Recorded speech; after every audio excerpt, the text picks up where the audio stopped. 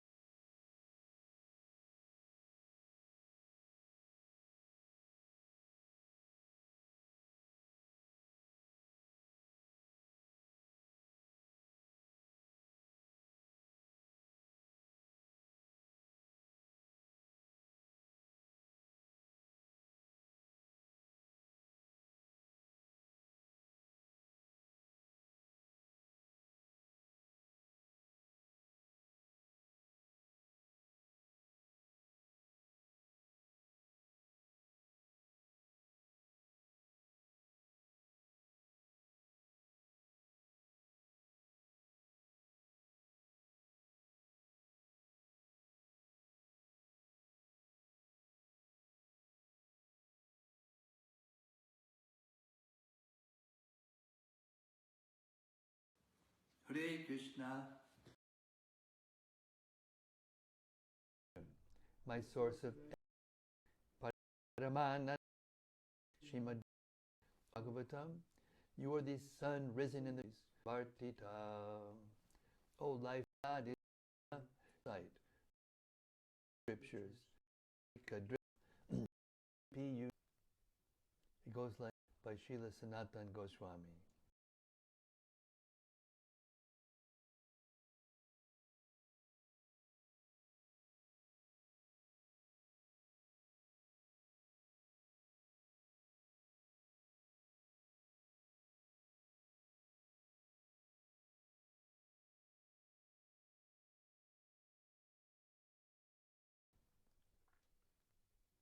It goes like this. Sarva Shastrabdi Piyusha Sarva Vedaika Satpala Sarva Siddhanta Ratnadya Sarva Lokaika Drikprada. O nectar from the ocean of all scriptures, singular fruit of all the Vedas, rich mine of the precious gems of all conclusive truths, you are the only giver of sight to all the worlds. Sarva Bhagavata Prana Srimad Bhagavata Prabho Kalidwandoditaditya Sri Krishna Parivartita. O life air of all the Supreme Lord's devotees, O Master Srimad Bhagavatam, you are the sun risen in the darkness of Kali. You are the exact image of Sri Krishna. Paramananda Pataya Prema Varshakshadayate Sarvada Sarvasevyaya Sri Krishnaya Namostume.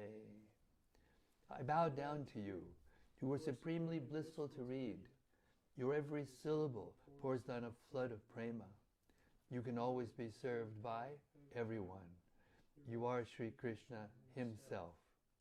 Madeka Bando Matsangin Madgudo Man Mahadana Manistadaga Madbhagya Mad Ananda Namostute. My only friend, my constant companion, my spiritual master, my great wealth, my savior, my good fortune, my source of ecstasy, I bow down to you. Asadu sadhuta dayin atini chochata kada hanamuncha gadachin mam premna rit kantayos buddha. O bestower of saintliness to the unsaintly, O exalter of the most fallen, please never leave me. Always appear in my heart and my voice with pure love. Om Namo Bhagavate Vasudevaya. Om Namo Bhagavate Vasudevaya. Om Namo Bhagavate Vasudevaya.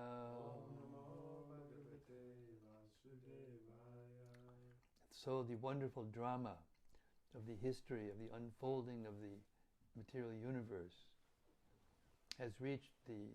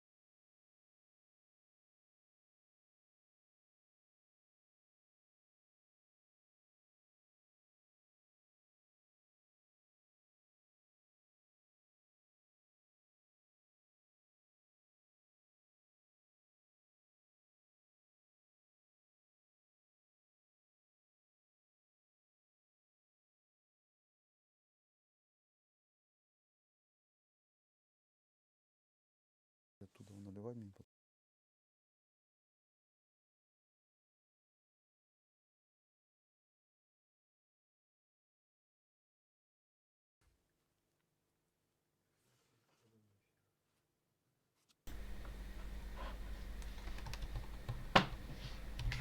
Доброго времени суток всем участникам. Good day, everybody, to our wonderful marathon, На благо мира. our marathon for the benefit of the whole world. Хочу поблагодарить всех участников. I'd like to thank all our participants for this very noticeable, very noticeable participation in the marathon. And this very rare kind of education. Very, very rare, this kind of education.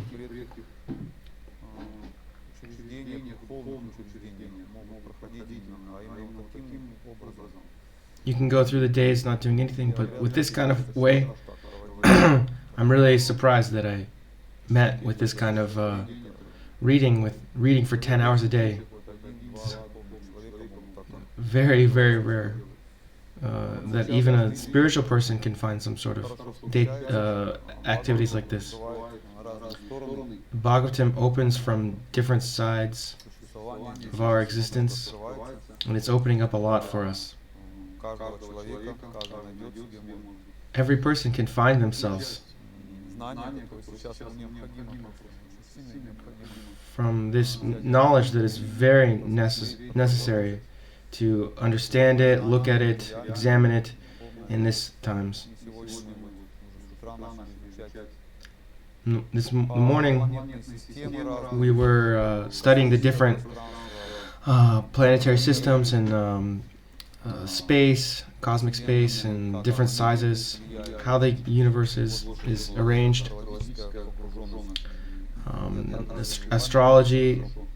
It's very interesting to look at all these things. You probably saw that everything is connected, that all subjects are interested, and that it's for spiritual progress, but also for material progress as well. How to who to worship to become famous, to become rich, to become educated, how to become the rule of the world, how to become a good follower. Bhagavatam answers all questions that you can ask. It also shows you how to be a good pupil in this moment, so that we can learn right. Because our consciousness isn't so great at this time. So we hear our spiritual teachers, and they wrote out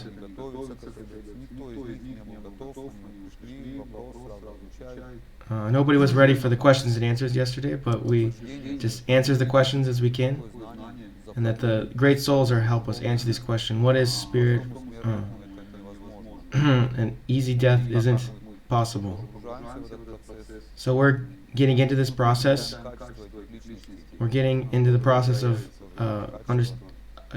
getting the qualities of these great souls who have taught us this process of understanding the difference between spirit and matter.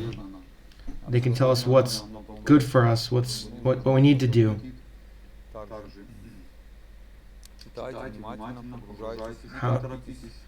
So please read carefully, don't rush, and you need to understand that you're associating with God through this reading.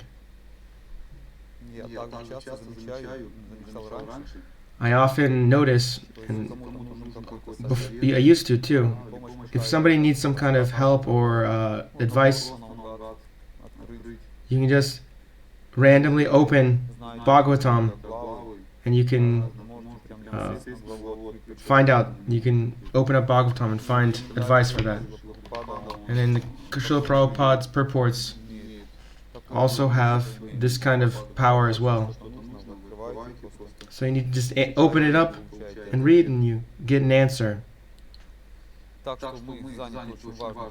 So we're engaged in a very important activity. Thank you for coming together to help out this for the benefit of the whole world. It's very inspiring. I'm very inspired. I'm waking up very early, from 2 to 3. It's very easy to get up at that time, and also lay down late, sleeping about 4 hours.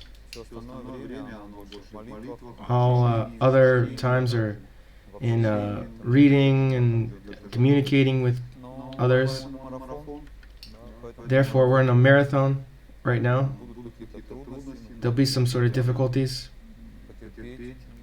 But we need to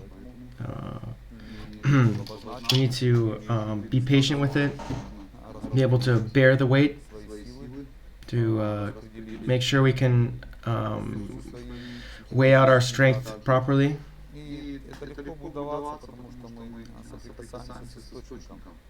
It's easy to surrender to it because we're coming into connection with the source.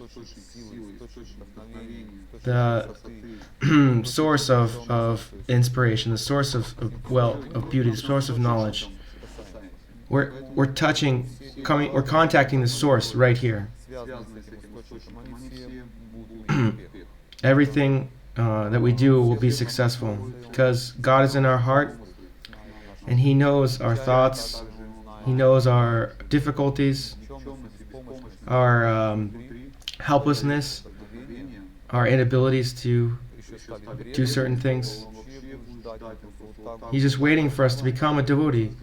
No, what are you waiting for? I'll help you. What do you need? Let me help you. This is what God says to us in our heart. He's not a material object of love. It's sometimes that he'll show up or he won't show up. No.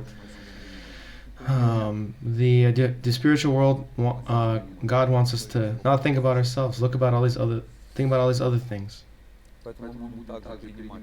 Therefore, we're going to also take these qualities. Absolutely. Wish everybody to become fully absorbed, have a good absorption in the reading. We're reading 5th canto, the creation. We're going to go deeper now. We went about the lower planets, and we're going to be in the hellish planets soon. We were already on the heavenly planets. How do they enjoy that? And we also heard how things are going on the earth. The Bhagavatam is made for earthlings, not for the demigods. There's 18,000 verses in this, and there's other things for the demigods. So we're going to go to the lower planets, and then we're going to go up again. We're going to understand our whole planetary situation. We're not interested too much about the hellish planets as a goal, but just for information. But we're just getting information about it. We need to understand why we're here, what are our activities, and what are they doing for us. In order to get our consciousness ready for the study, not for information, of spiritual reality. A spiritual reality will be written in the 10th canto. We're still in the first grade. We're going to go through it, go through the academic knowledge. It's getting us closer to the 9th, the 8th, 9th. They're going to be getting us really close to the spiritual reality. And then the 10th is going to get us completely immersed in knowledge. Our spiritual impulses will awaken within us. When you hear about the spiritual changes, spiritual measurements, then we'll study more. If we're trying to learn spiritual, then it'll go in deep. But if we don't, then it'll just be external knowledge. But when we're actually studying it, like the 10th canto, we need to actually study.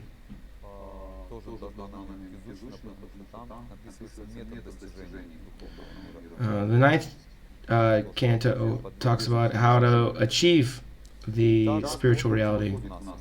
And the Lord will come into us and give us the spiritual impulse. Всем хорошего еще раз настроения. Okay, I wish everybody a good mood, good attitude. Here we go, starting. 55 глава 25. Ом намо Бхагавате Васудевая. Ом намо Бхагавате Васудевая. Ом намо Бхагавате Васудевая. Нараяна Намаситим Рамшива Наротама. Деви Сарасватия Сантататая Мудирает. Нашта Прайшвадвадришутя Бхагаватасевая. Бхагавати Тамаслоке Бхакти Бхавати.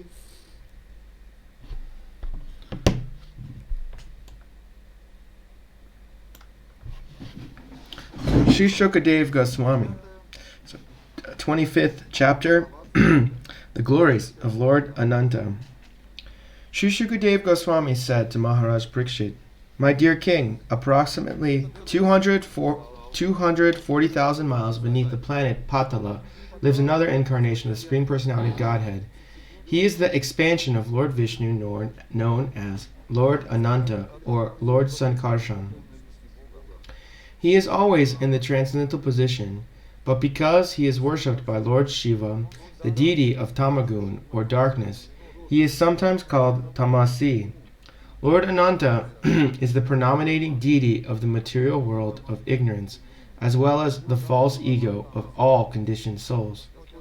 When a conditioned living being thinks, 'I am the enjoyer, and this world is meant to be enjoyed by me,' this conception of life is dedicated to him by Sankarshan. This is the mundane conditioned soul. Thus the mundane conditioned soul thinks himself the Supreme Lord." Shukadev Goswami continued, "This great universe, situated on one of the Lord Anantadev's thousands of hoods, appears just like a white mustard seed. It is infinitesimal compared to the hood of Lord Ananta. At the time of devastation, when Lord Ananta desires to destroy the entire creation, he becomes slightly angry. Then from between his two eyebrows appears the three-eyed Rudra, carrying a trident. This Rudra, who is known as Sankarshan, is the embodiment of the 11 Rudras, or the incarnations of Lord Shiva. He appears in order to devastate the entire creation."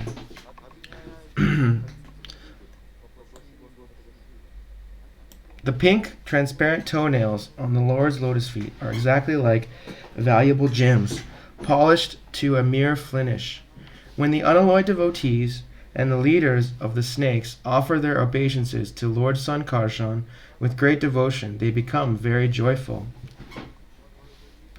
upon seeing their own beautiful faces reflected in his toenails. Their cheeks are decorated with glittering earrings, and the beauty of their faces is extremely pleasing to see. Lord Ananta's arms are attractively long, beautifully decorated with bangles, and completely spiritual. They are white, and so they appear like silver columns. When the beautiful princesses of the separate kings, hoping for the Lord's auspicious blessing, smear his arms with aguru pulp, sandalwood pulp, and kumkum, the touch of his limbs awakens lusty desires within them. Understanding their minds, the Lord looks at the princesses with a merciful smile, and they become bashful, realizing that he knows their desires. Then they smile beautifully and look upon the Lord's lotus face, which is beautiful by reddish eyes, rolling slightly from intoxication and delighted by love for his devotees. Lord Sankarshan is the ocean of unlimited spiritual qualities, and thus he is known as Anantadev. He is non-different from the Supreme Personality of Godhead for the welfare of all living entities within this material world. He resides in his abode, restraining his anger and intolerance. Shukadev Goswami continued, "The demigods, the demons, the Uragas, serpentine demigods, the Siddhas, the Gandharvas, the Vidyadharas, and the many highly elevated sages constantly offer prayers to the Lord. Because he is intoxicated, the Lord looks bewildered, and his eyes, appearing like flowers in full bloom, move to and fro. He pleases his personal associates, the heads of the demigods, by the sweet vibrations emanating from his mouth. Dressed in bluish garments and wearing a single earring, he holds a plow on his back with his two beautiful, well-constructed hands. Appearing as white as the heavenly king Indra, he wears a golden belt around his waist and a Vijayanti garland of ever-fresh tulsi blossoms around his neck. Bees intoxicated by the honey-like fragrance of the tulsi flowers hum very sweetly around the garland, which thus becomes more and more beautiful. In this way the Lord enjoys his very magnanimous pastimes. If persons who are not very serious about being liberated from material life hear the glories of Anantadev from the mouth of a spiritual master in the chain of disciplic succession, and if they always meditate upon Sankarshan, the Lord enters the cores of their hearts, vanquishes all the dirty contamination of the material modes of nature, and cuts to pieces the hard knot within the heart, which has been tied tightly since time immemorial by the desire to dominate material nature through fruitive activities. Narada Muni, the son of Lord Brahma, always glorifies Anantadev in his father's assembly. There he sings blissful verses of his own composition, accompanied by his stringed instrument or a celestial singer known as Tumburu. By his glance, the Supreme Personality of Godhead enables the modes of material nature to act as the cause of universal creation, maintenance, and destruction. The Supreme Soul is unlimited and beginningless, and although he is one, he has manifested himself in many forms. How can human society understand the ways of the Supreme? This manifestation of subtle and gross matter exists within the Supreme Personality of Godhead. Out of causeless mercy toward his devotees, he exhibits various forms which are all transcendental. The Supreme Lord is most liberal, and he possesses all mystic power. To conquer the minds of his devotees and give pleasure to their hearts, he appears in different incarnations and manifests many pastimes. Even if he be distressed or degraded, any person who chants the holy name of the Lord, having heard it from a bona fide spiritual master, is immediately purified. Even if he chants the Lord's name jokingly or by chance, he and anyone who hear him are freed from all sins. Therefore, how can anyone seeking disentanglement from the material clutches avoid chanting the name of Lord Shesha? Of whom else should one take shelter? Because the Lord is unlimited, no one can estimate his power. This entire universe, filled with its many great mountains, rivers, oceans, trees, and living entities, is resting just like an atom on one of his many thousands of hoods. Is there anyone who with thousands of tongues who can describe his glories? There is no end to the great and glorious qualities of the powerful Lord Anantadev. Indeed, his prowess is unlimited. Though self-sufficient, he himself is the support of everything. He resides beneath the lower planetary systems and easily sustains the entire universe. My dear King, as I heard it from my spiritual master, I have fully described it to you. I have fully described to you the creation of this material world according to the fruitive activities and desires of the conditioned souls. Those conditioned souls who are full of material desires achieve various situations in different planetary systems, and in this way they live within the material creation. My dear King, I have thus described how people generally act according to their different desires, and as a result get different types of bodies in higher or lower planets. You inquired of these different things from me, and I have explained to you whatever I have heard from authorities. What shall I speak of now?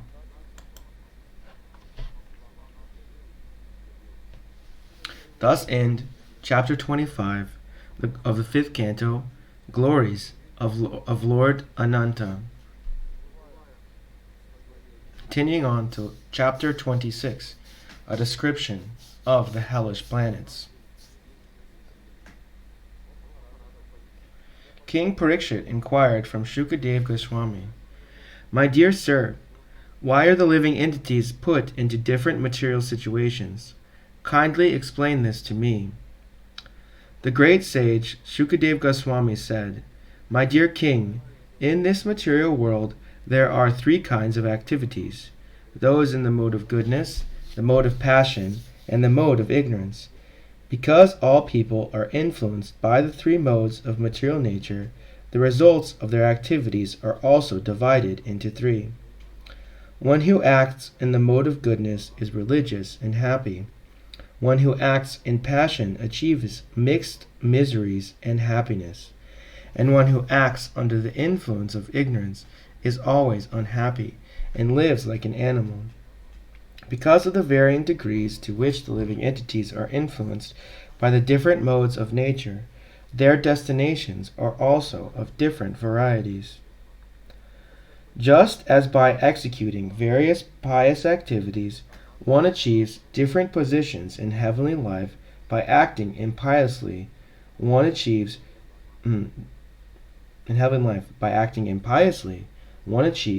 different positions in hellish life. Those who are activated by the material mode of ignorance engage in impious activities, and according to the extent of their ignorance, they are placed in different grades of hellish life.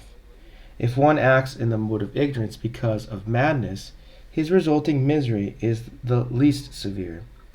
One who acts impiously but knows the distinction between pious and impious activities is placed in a hell of intermediate severity. And for one who acts impiously and ignorantly because of atheism, the resultant hellish life is worse. Because of ignorance, every living entity has been carried by various desires into thousands of different hellish planets since time immemorial. I shall try to describe them as far as possible. King Parikshit inquired from Shukadev Goswami, "My dear Lord, are the hellish regions outside the universe, within the covering of the universe, or in different places on this planet?" The great sage Shukadev Goswami answered, "All the hellish planets are situated in the intermediate space between the three worlds and the Garbhodak ocean.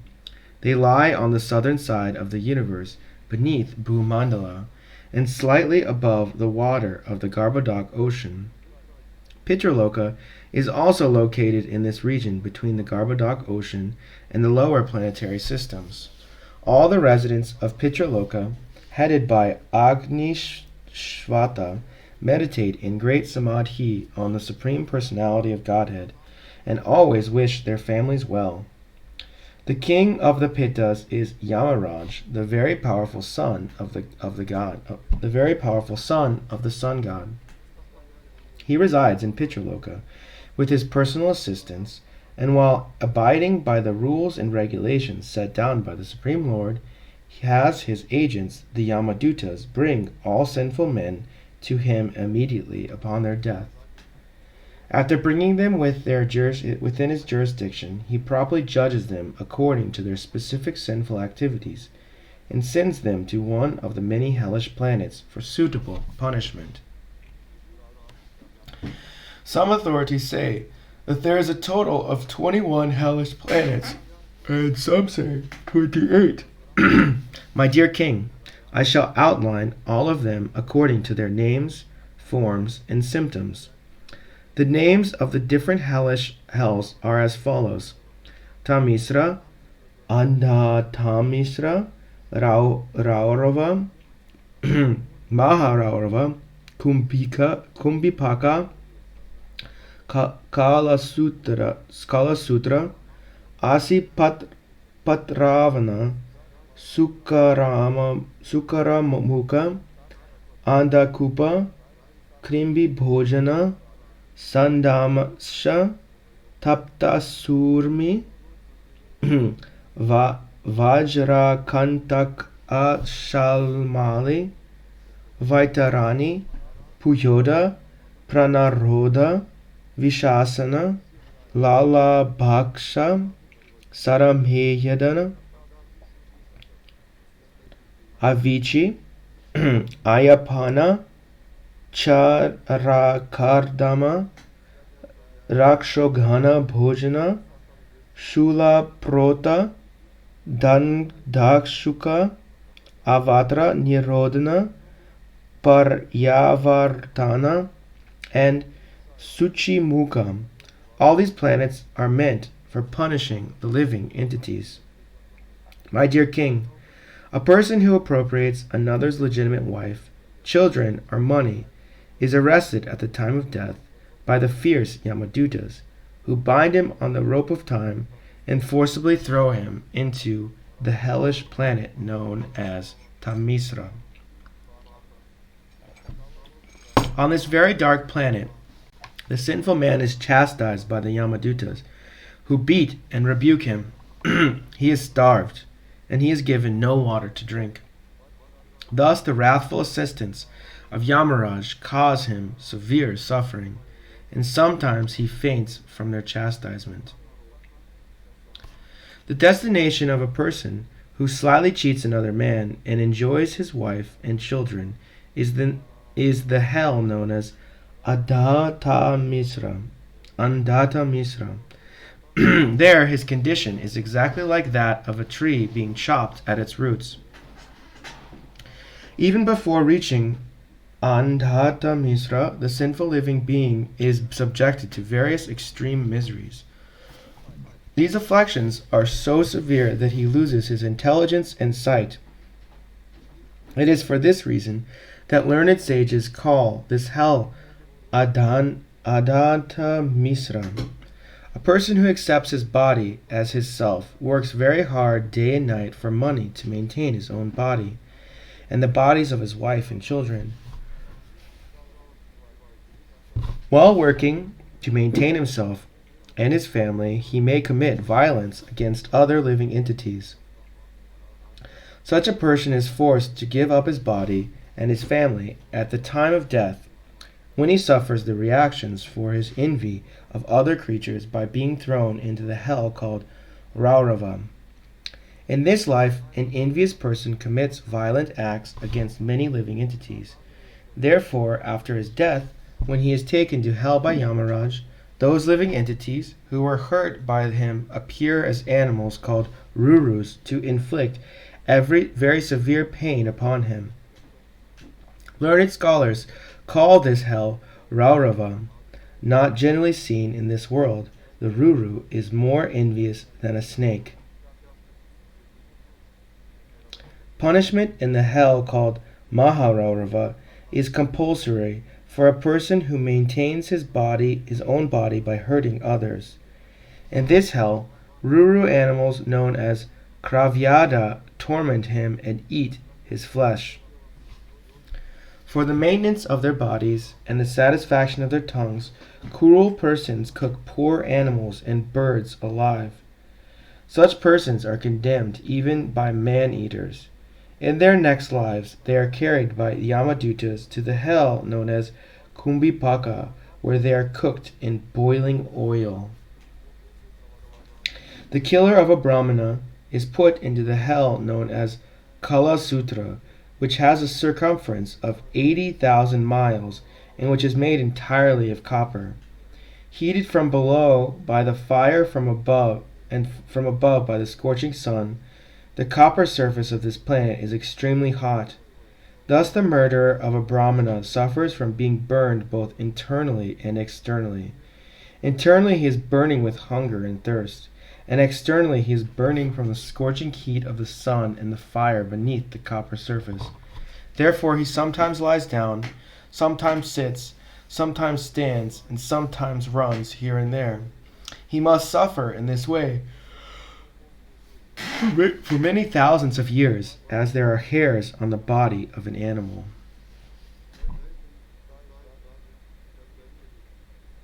If a person deviates from the path of the Vedas in the absence of an emergency, the servants of Yamaraj put him into hell called Asi Patravana, where they beat him with whips.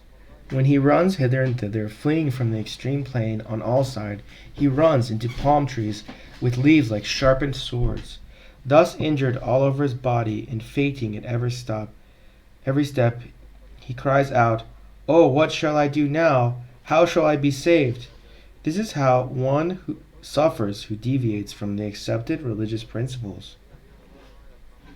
In his next life, a sinful king or governmental representative who punishes an innocent person or who inflicts corporal punishment upon a brahmana is taken by the Yamadutas to the hell named as Sukarama Mukha, where the most powerful assistants of Yamaraj crushed him exactly as one crushes sugarcane to squeeze out the juice. The sinful living entity cries very pitiably and faints, just like an innocent man undergoing punishments. This is the result of punishing a faultless person.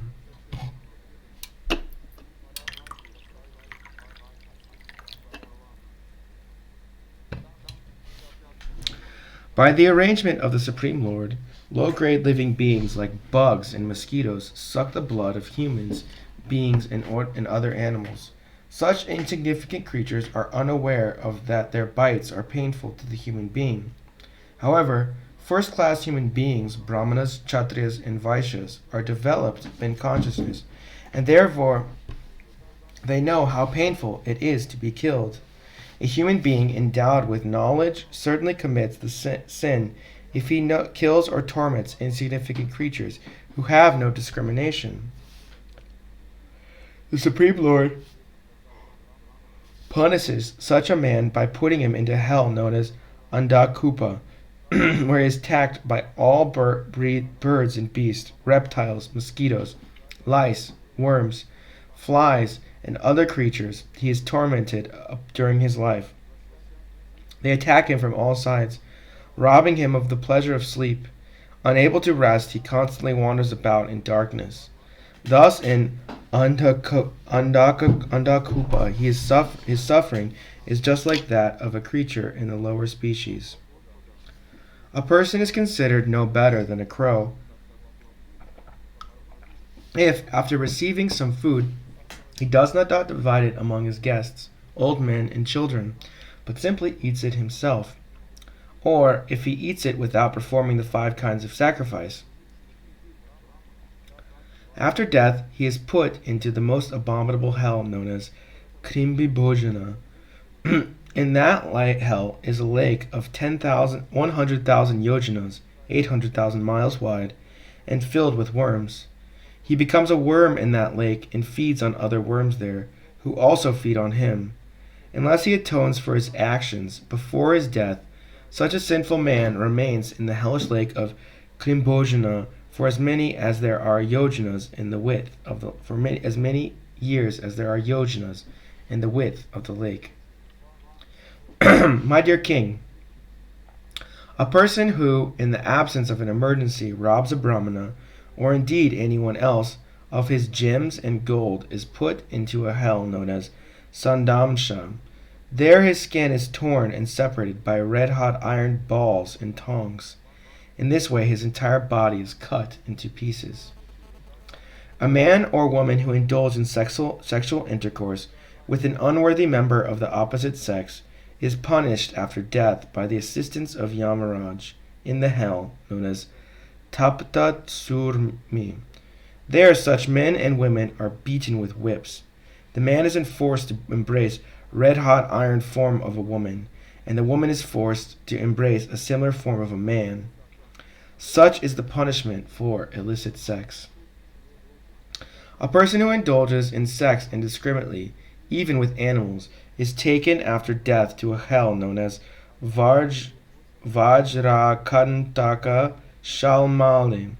In this hell there is a silk cotton tree full of thorns, and strong as thunderbolts. The agents of Yamaraj hang the sinful man on that tree and pull him down forcibly, so that the very thorns severely tear his body.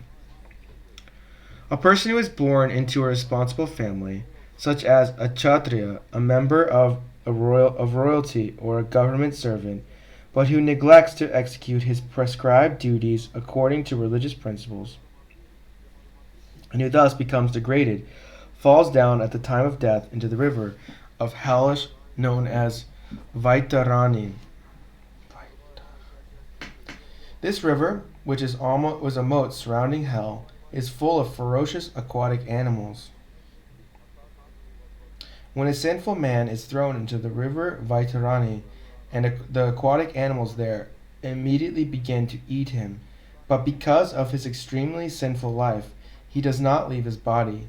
He constantly remembers his sinful activities and suffers terribly in that river, which is full of stool, urine, pus, blood, hair, nails, bones, marrow, flesh, and fat.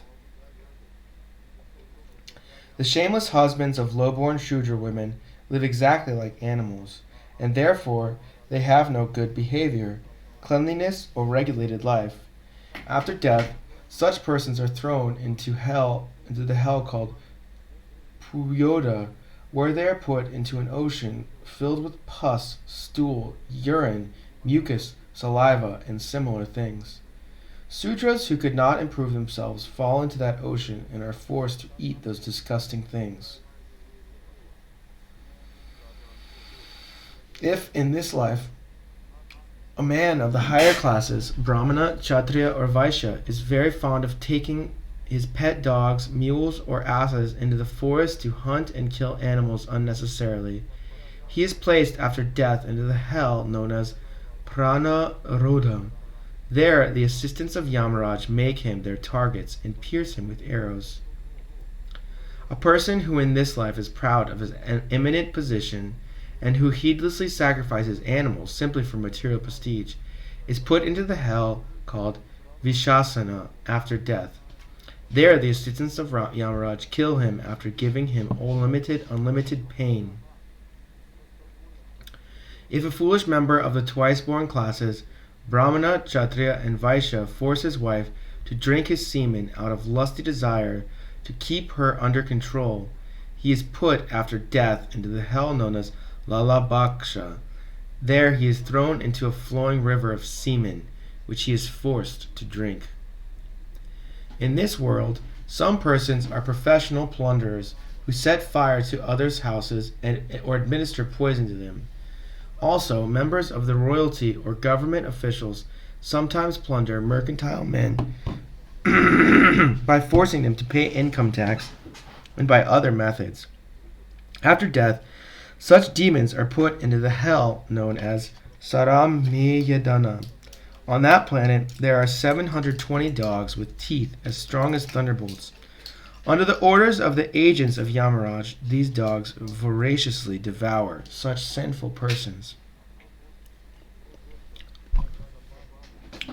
A person who in this life bears false witness or lies while transacting business or giving charity is severely punished after death by the agents of Yamaraj. Such a sinful man is taken to the top of a mountain 800 miles high and thrown headfirst into the hell known as Avichimad. This hell has no shelter. It is made of strong stone resembling the waves of water. There is no water there, however, and thus it is called Avichimad, waterless. Although the sinful man is repeatedly thrown from this mountain and his body broken into tiny pieces, he still does not die, but continuously suffers chastisement. Any Brahmana or Brahmana's wife who drinks liquor is taken by the agents of Yamaraj to the hell known as Ayapana. This hell also waits any Kshatriya, Vaishya, or person under a vow who in illusion drinks somarasa. In Ayapana, the agents of Yamaraj stand on their chests and pour hot melted iron into their mouth. A low-born and abominable person who in this life becomes falsely proud, thinking I am great, and who thus fails to show proper respect to one more elevated than he by birth, austerity, education, behavior, caste, or spiritual order, is like a dead man even in this lifetime. and after death he is thrown headfirst into the hell known as Charakardama. There he must greatly suffer great tribulation at the hands of the agents of Yamaraj. There are men and women in this world who sacrifice human beings to Bhairava or Bhadra Kali and then eat their victims' flesh. Those who perform such sacrifices are taken after death to the abode of Yamaraj, where their victims, having taken the form of Rakshasas, cut them to pieces with sharpened swords. Just as in this world, the man-eaters drink their victims' blood, dancing and singing in jubilation, their victims now enjoy drinking the blood of the sacrificers and celebrating in the same way. In this life, some people give shelter to animals and birds that come to them for protection in the village or forest. And after making them believe that they will be protected, such people pierce them with lances or threads and play with them like toys, giving them great pain. After death, such people are brought by the assistance of Yamaraj to the hell known as Sulaprota, where their bodies are pierced with sharp needle-like lances. They suffer from hunger and thirst, and sharp-beaked birds such as vultures and herons come at them from all sides to tear at their bodies. Tortured and suffering, they can then remember the sinful activities they committed in the past. Those who in this life are like envious serpents, always angry and giving pain to other living entities, fall after death into the hell known as Danda Shuka. My dear king, in this hell there are serpents with 5 or 7 hoods. These serpents eat such sinful persons just as snakes eat mice. Those who in this life confine other living entities in dark wells, granaries, or mountain caves are put after death into the hell known as Avanta Nirodhana. There they themselves are pushed into dark wells where poisonous fumes and smokes suffocate them, and they suffer very severely. A householder who receives guests or visitors with cruel glances as if to burn them to ashes is put into the hell called Paraya where he is gazed at by hard-eyed vultures, herons, crows, and similar birds, which suddenly swoop down and pluck out his eyes with great force. One who is in this world or this life is very proud of his wealth, always thinks, I am so rich. Who can equal me? His vision is twisted, and he is always afraid that someone will take his wealth. Indeed, he even suspects his superiors. His faith and heat dry up at the thought of losing his wealth, and therefore he always looks like a wretched fiend. He is not in any way able to obtain actual happiness, but he does not know what it is to be free from anxiety. Because of sinful things, he does not earn money, augment his wealth, and protect it.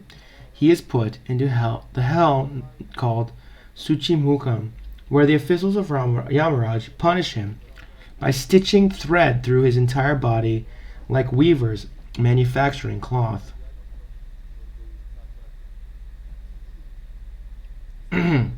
My dear King Parikshit, in the province of Yamaraj, there are hundreds and thousands of hellish planets. The impious people I have mentioned, and also those I have not mentioned, all must enter these various planets according to the degree of their impiety. Those who are pious, however, enter other planetary systems, namely, the planets of the demigods. Nevertheless, both the pious and the impious are again brought to earth after the results of their pious or impious acts are exhausted. In the beginning, the 2nd or 3rd cantos of Srimad Bhagavatam, I have already described how one can progress on that path of liberation. In the Puranas, the vast universal existence, which is like an egg divided into 14 parts, is described.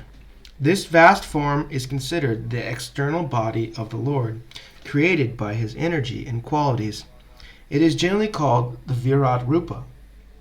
If one reads the descriptions of this external form of the Lord with great faith, or if one hears about it or explains it to others to propagate Bhagavat Dharma or Krishna consciousness, his faith and devotion in spiritual consciousness, Krishna consciousness, will greatly increase. Although developing this consciousness is very difficult, by this process one can purify himself and gradually come to an awareness of the supreme absolute truth.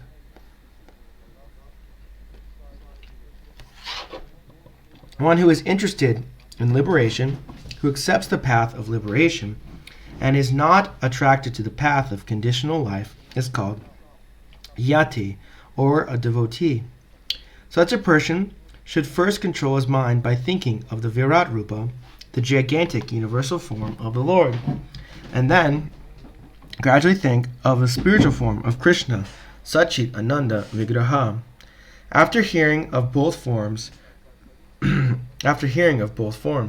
thus one's mind is fixed in samadhi by devotional service. By devotional service, one can then realize the spiritual form of the Lord, which is the destination of devotees. Thus his life becomes successful. My dear king, I have now described for you this planet Earth, other planetary systems, and their lands, varshas, rivers and mountains. I have also described the sky, the oceans, the lower planetary systems, the directions, the hellish planetary systems, and the stars.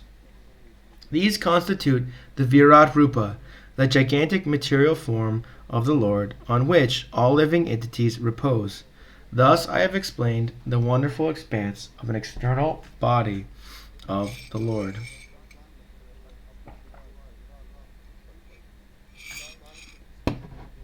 Thus end chapter 26 of the 5th canto, a description of the hellish planets. Thus end the 5th canto. Next canto, Canto 6, Prescribed Duties for Mankind. Chapter 1, The History of the Life of Ajamil. Maharaj Parikshit said, O my lord, O Shukadev Goswami, you have already described in the 2nd canto the path of liberation, Nivriti Marg. By following that path, one is certainly elevated gradually to the highest planetary system, Brahmaloka, from which one is promoted to the spiritual world along with Brahma. Thus one's repetition of birth and death in the material world ceases. O great sage Shukadev Goswami, unless the living entity is freed from the infection of the material modes of nature, he receives different types of bodies in which to enjoy or suffer, and according to the body, he is understood to have various inclinations. By following these inclinations, he traverses the path called Pravritti Marg, by which one may be elevated to the heavenly planets, as you have already described in the 3rd canto. You have also described, at the end of the 5th canto, the varieties of hellish life that result from impious activities, and you have described in the 4th canto the first Manvantar, which was presided over by Swayambhuva Manu, the son of Lord Brahma. My dear Lord, you have described the dynasties and characteristics of King Priyavrata and King Uttanapada. The Supreme Personality of Godhead created this material world with various universes, planetary systems, planets, and stars, with varied lands, seas, oceans, mountains, rivers, gardens, and trees, all with different characteristics. These are divided among this planet Earth, the luminaries in the sky, the lower planetary systems. You have very clearly described these planets and living entities who live on them. O greatly fortunate and opulent Sukadeva Goswami, now kindly tell me how human beings may be saved from having to enter hellish conditions in which they suffer terrible pains.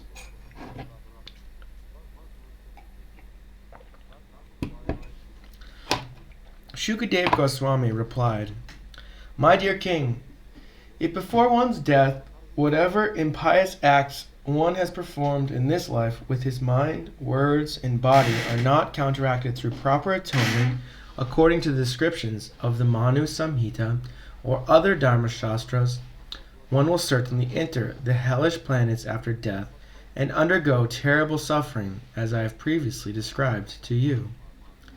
Therefore, before one's next death comes, as long as one's body is strong enough, one should quickly adopt the process of atonement according to Shastra. Otherwise, one's time will be lost, and the reactions of his sins will increase. As an expert physician diagnoses and treats the disease according to its gravity, one should undergo atonement according to the severity of one's sins.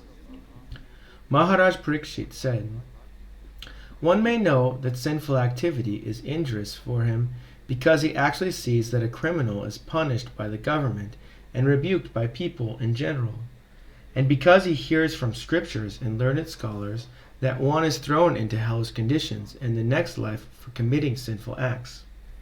Nevertheless, in spite of knowledge, one is forced to commit sins again and again, even after performing acts of atonement. Therefore, what is the value of such atonement? Sometimes one who is very alert, so as not to commit sinful acts, is victimized by sinful life again. Therefore, I consider this process of repeated sinning and atonement to be useless. It is like the bathing of an elephant, for an elephant cleanses itself by taking a full bath, but then throws dust over its head and body as soon as it returns to the land. Shukadeva Goswami, the son of Vyasadeva, answered, My dear king, such acts meant to neutralize impious actions are also fruitative. They will not release one from the tendency to act fruitively. Persons who subject themselves to the rules and regulations of atonement are not at all intelligent. Indeed, they are in the mode of darkness.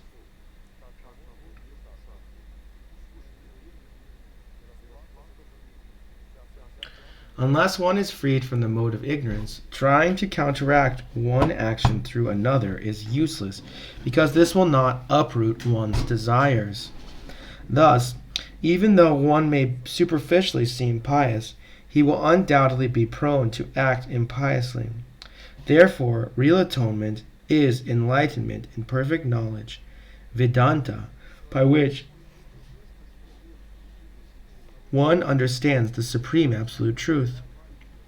My dear king, if a diseased person eats pure uncontaminated food prescribed by a physician, he is gradually cured, and the infection of disease can no longer touch him. Similarly, if one follows regulative principles of knowledge, he gradually progresses towards liberation from material contamination. To concentrate his mind, one must observe a life of celibacy and not fall down. One must undergo the austerity of voluntarily giving up sense enjoyment.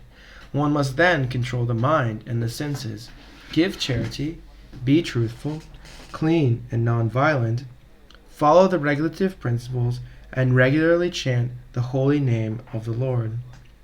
Thus, a sober and faithful person who knows the religious principles is temporarily purified of all sins performed with his body, words, and mind.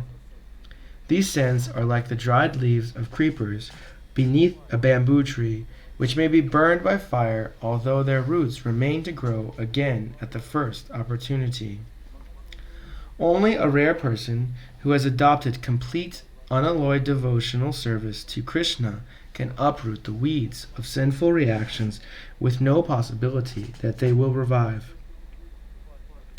He can do this simply by discharging devotional service just as the sun can immediately dissipate the fog by its rays. My dear king, if a sinful person engages in the service of a bona fide devotee of the Lord, and thus learns how to dedicate his life onto the lotus feet of Krishna, he can be completely purified. One cannot be purified merely by undergoing austerity, penance, brahmacharya, and other methods of atonement I have previously described.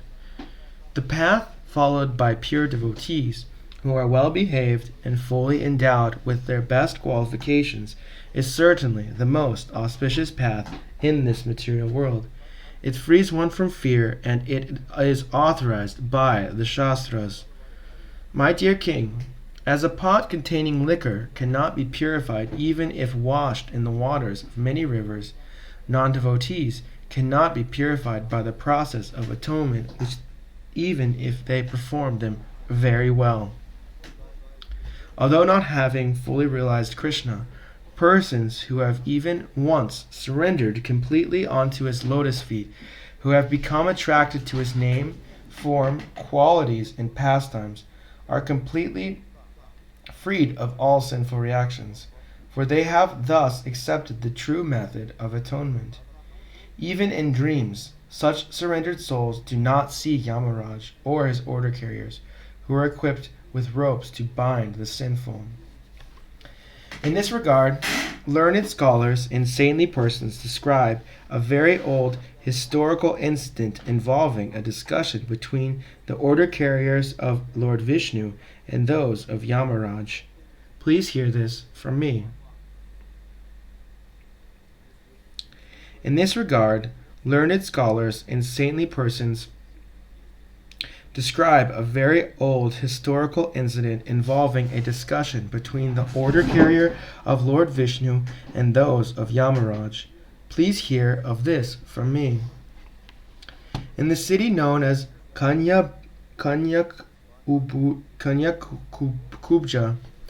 there was a Brahmana named Ajamil who married a prostitute maidservant and lost all his Brahminical qualities because of association of that low-class woman. This fallen Brahmana, Ajamil, gave trouble to others by arresting them, by cheating them in gambling, or by directly plundering them. This was the way he earned his livelihood and maintained his wife and children.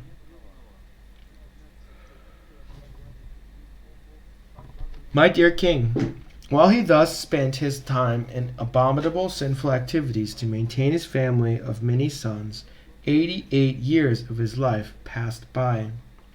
That old man, Ajamil, had 10 sons, of whom the youngest was a baby named Narayana. Since Narayana was the youngest of all sons, he was naturally very dear to his father and his mother. Because of the child's broken language and awkward movements, old Ajamil was very much attracted to him. He always took care of the child and enjoyed the child's activities. When Ajamil chewed food and ate it, he called the child to chew and eat, and when he drank, he called the child to drink also. Always engaged in taking care of the child and calling his name Narayana, Ajamil could not understand that his own time was now exhausted, and that the death was upon him.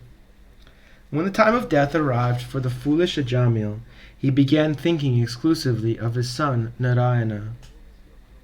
Ajamil then saw 3 awkward persons with deformed bodily features, fierce, twisted faces, and hair standing erect on their bodies. With ropes in their hand, they had come to take him away to the abode of Yamaraj. When he saw them, he was extremely bewildered, and because of attachment to his child, who was playing a short distance away, Ajamil began to call out call him loudly by his name. Thus, with tears in his eyes, he somehow or other chanted the holy name of Narayana. My dear king, the order carriers of Vishnu, the Vishnu Dutas, immediately arrived when they heard the holy name of their master from the mouth of the dying Ajamil, who had certainly chanted without offense, because he had chanted in complete anxiety.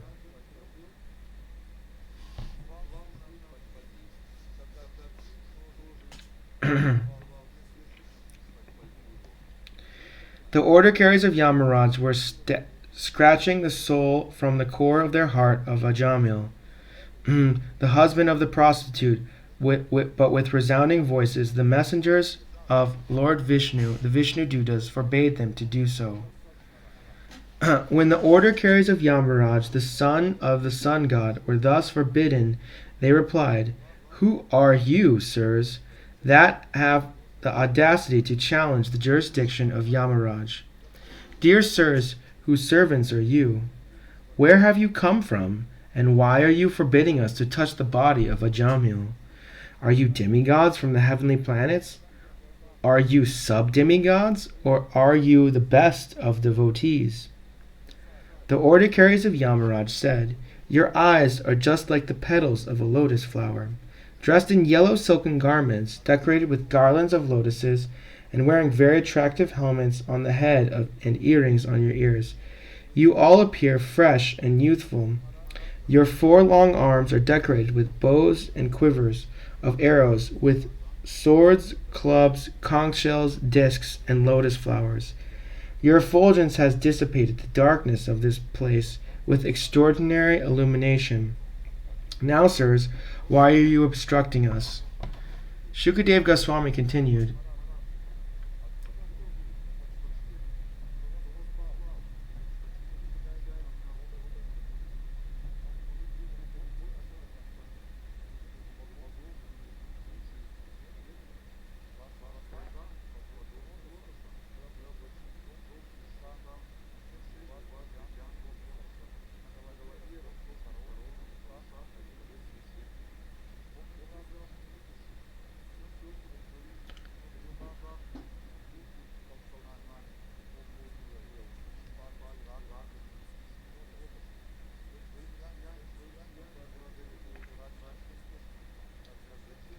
Shukadev Goswami continued,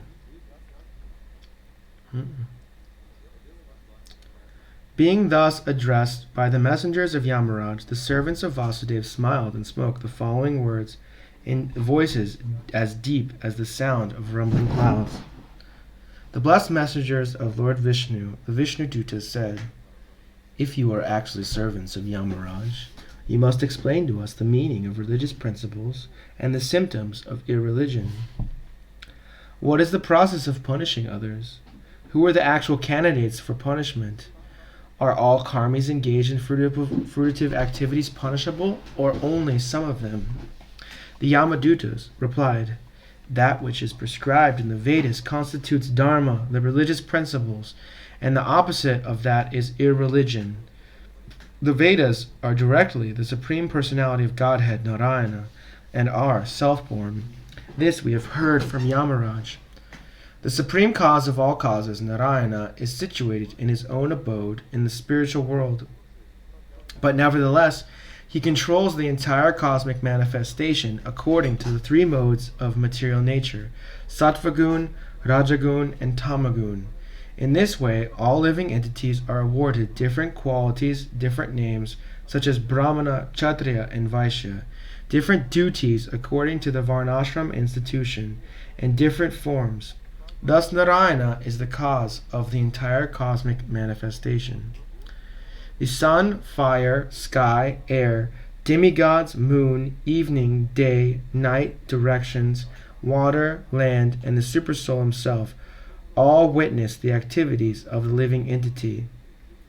The candidates for punishment are those who are confirmed by these many witnesses to have deviated from their prescribed regulative duties.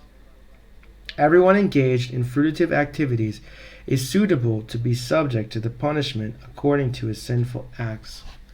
O inhabitants of Vaikuntham, you are sinless, but those within this material world are all karmis, whether acting piously or impiously.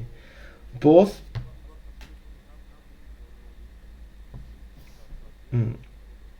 kinds of action are possible for them because they are contaminated by the 3 modes of nature and must act accordingly. One who has accepted a material body cannot be inactive, and sinful action is inevitable for one acting under the modes of material nature. Therefore, all living entities within this material world are punishable. In proportion to the extent of one's religious or irreligious actions is this life. One must enjoy or suffer the corresponding reactions of his karma in the next. O best of the demigods, we can see three different varieties of life, which are due to the contamination of the three modes of nature. The living entities are thus known as peaceful, restless, and foolish, as happy, unhappy, or in between, or as religious, irreligious, and semi-irreligious. We can deduce that in the next life, these three kinds of material nature will similarly act. Just as springtime in the present indicates the nature of springtime in the past and future, so this life of happiness, distress, or a mixture of both gives evidence concerning the religious and irreligious activities of one's past and future lives.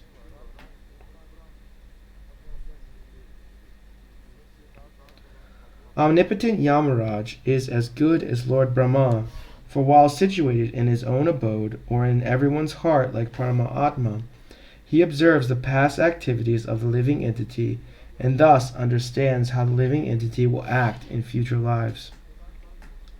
As a sleeping person acts according to the body manifested in his dreams, and accepts it to be himself, so one identifies with his present body, which he acquired because of his past religious or irreligious actions, and is unable to know his past or future lives. About the five senses of perception, the five working senses, and the five objects of the senses is the mind, which is the 16th element. Above the mind is the 16th element, the soul, the living being himself, who in cooperation with the other 16 enjoys the material world alone. The living being enjoys three kinds of situations, namely happy, distressful, and mixed. The subtle body is endowed with 16 parts. The five knowledge-acquiring senses, the five working senses, the five objects of sense gratification, and the mind. This subtle body is an effect of the three modes of material nature. It is composed of insurmountably strong desires, and therefore it causes the living entity to transmigrate from one body to another in human life, animal life, and life as a demigod. When the living entity gets the body of a demigod, he is certainly very jubilant. When he gets the human body, he is always in lamentation. And when he gets the body of an animal, he is always afraid. In all conditions, however, he is actually miserable. His miserable condition is called samshriti, or transmigration in material life.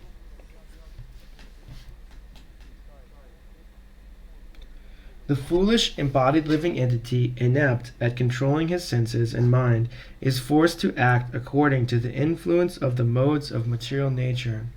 Against his desires, he is like a silkworm that uses its own saliva to create a cocoon and then becomes trapped in it, with no possibility of getting out.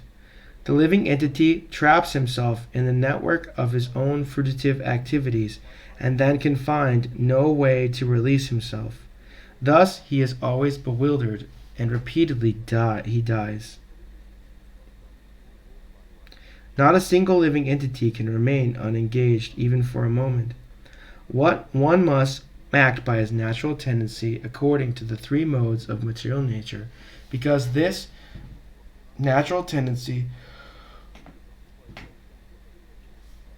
forcibly makes him work in a particular way.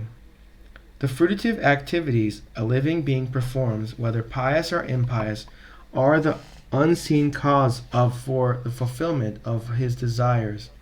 This unseen cause is the root for the living entity's different bodies. Because of his intense desire, the living entity takes birth in a particular family and receives a body which is either like that of his mother or that of his father.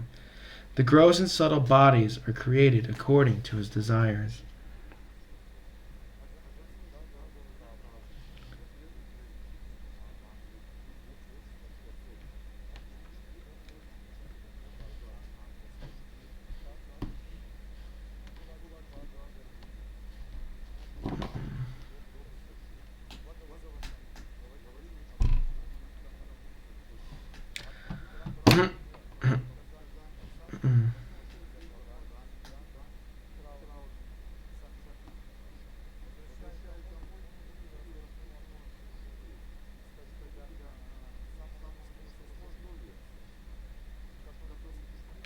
Not a single living entity can remain this.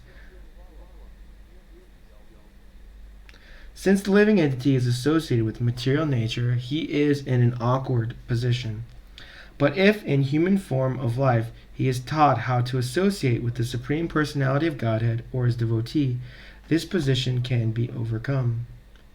In the beginning, this Brahmana named Ajamil studied all Vedic literatures. He was a reservoir of good character, good conduct, and good qualities, firmly established in executing all the Vedic injunctions. He was very mild and gentle, and he kept his mind and senses under control. Furthermore, he was always truthful. He knew how to chant the Vedic mantras, and he was also very pure. Ajamil was very respectful to his spiritual master, the fire god, guests, and the elderly members of his household. Indeed, he was free from false prestige. He was upright, benevolent to all living entities, and well behaved. He would never speak nonsense or envy anyone. Once this Brahmana, Ajamil, following the order of his father, went to the forest to collect fruit, flowers, and kinds of grass, called Samit and Kusha. On the way home, he came upon a Shudra, a very lusty, fourth-class man, who was shamelessly embracing and kissing a prostitute. The Shudra was smiling, singing, and enjoying as if it were proper behavior. Both the Shudra and the prostitute were drunk. The prostitute's eyes were rolling in intoxication, and her dress had become loose. Such was the condition in which Ajamil saw them. The Shudra, his arms decorated with turmeric powder, was embracing the prostitute. When Ajamil saw her, the dormant, lusty desire in his heart awakened, and in illusion he fell under their control. As far as possible, he patiently tried to remember the instructions of the Shastras, not even to see a woman. With the help of this knowledge and his intellect, he tried to control his lusty desires, but because of the force of Cupid within his heart, he failed to control his mind. In the same way that the sun and the moon are eclipsed by a low planet, the Brahmana lost all his good sense. Taking advantage of this situation, he always thought of the prostitute, and within a short time he took her as a servant in his house and abandoned all regulative principles of a Brahmana. Thus Ajamil began spending whatever money he had inherited from his father to satisfy the prostitute with various material possessions, so that she would remain pleased with him. He gave up all his Brahminical activities to satisfy the prostitute. Because his intelligence was pierced by the lustful glance of the prostitute, and the victimized Brahmana, Ajamil, engaged in sinful acts in her association, he even gave up the company of his very beautiful young wife, who came from a very respectable Brahmana family. Although born of a Brahmana family, this rascal, bereft of intelligence because of the prostitute's association, earned money somehow or other, regardless of whether properly or improperly, and used it to maintain the prostitute's sons and daughters. This Brahmana irresponsibly spent his long lifetime transgressing all the rules and regulations of this holy scripture, living extravagantly and eating food prepared by the prostitute. Therefore, he is full of sins, he is unclean, and he is addicted to forbidden activities. This man, Ajamil, did not undergo atonement. Therefore, because of his sinful life, we must take him into the presence of Yamaraj for punishment. There, according to the extent of his sinful acts, he will be punished and thus purified. Thus end Chapter 1, Canto 6, the history of the life of Ajamil.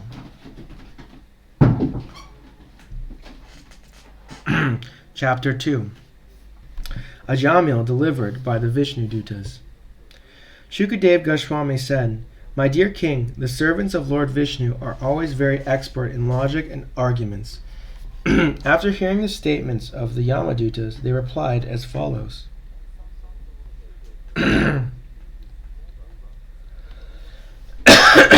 The Vishnuduta said, "Alas, how painful it is that irreligion is being introduced into an assembly where religion should be maintained. Indeed, those in charge of maintaining the religious principles are needlessly punishing a sinless, unpunishable person. A king or government official should be so well qualified that he acts as a father, maintainer, and protector of the citizens because of affection and love. He should give the citizens good advice and instructions according to the standard scriptures and should be equal to everyone. Yamaraj does this, for he is the supreme master of justice, and so do those who follow in his footsteps. However, if such a person becomes polluted and exhibit partially by punishing the innocent, blameless persons, where will the citizens go to take shelter for their maintenance and security? The mass of people follow the example of a leader in society and imitate his behavior. They accept as evidence whatever the leader accepts. People in general are not very advanced in knowledge by which to discriminate between religion and irreligion. The innocent, unenlightened citizen is like an ignorant animal sleeping in peace with its head on the lap of its master, faithfully believing in the master's protection. If a leader is actually kind-hearted and deserves to be the object of a living entity's faith, how can he punish or kill a foolish person who has fully surrendered in good faith and friendship? A Jamil has already atoned for all his sinful actions. Indeed, he has atoned not only for the sins performed in one life, but for those performed in millions of lives. For in a helpless condition, he chanted the holy name of Narayana. Even though he did not chant purely, he chanted without offense, and therefore he is now pure and eligible for liberation. The Vishnudutas continued. Even previously, while eating, and at other times, this Ajamil would call his son, saying, "My dear Narayana, please come here." Although calling the name of his son, he nevertheless uttered the 4 syllables Na-ra-ya-na. Simply by chanting the name of Narayana in this way, he sufficiently atoned for the sinful reactions of millions of lives.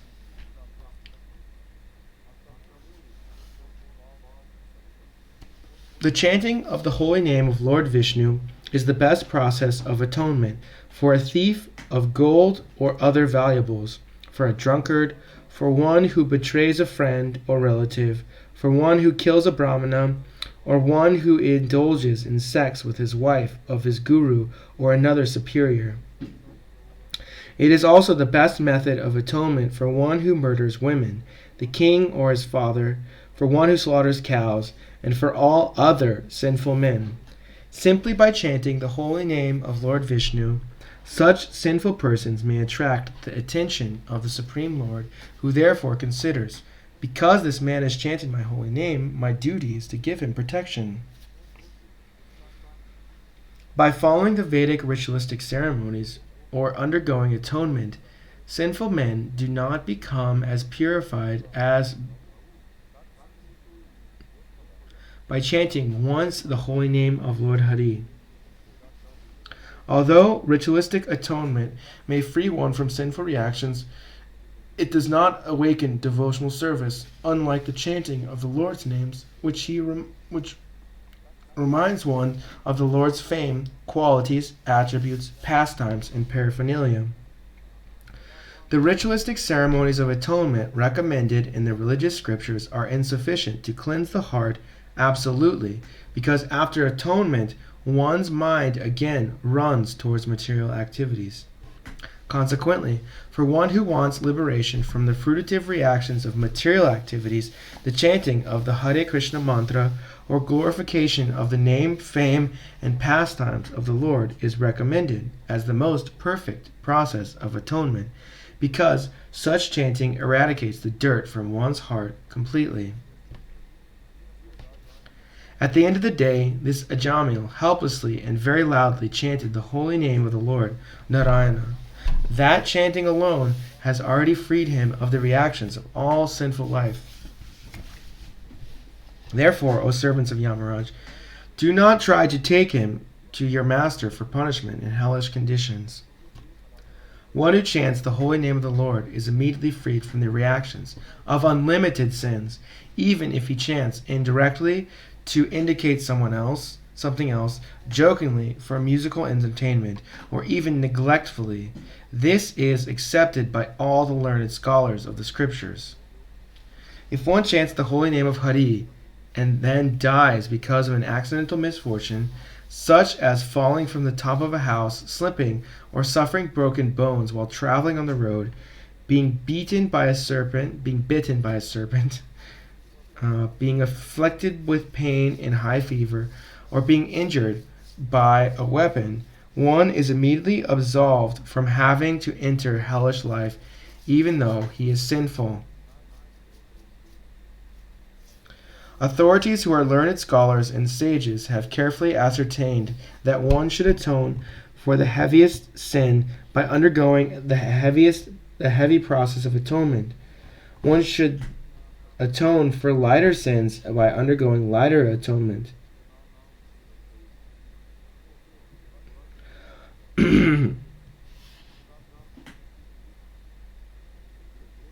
Although one may neutralize the reactions of sinful life through austerity, charity, vows, and other such methods, these pious activities cannot uproot the material desires in one's heart.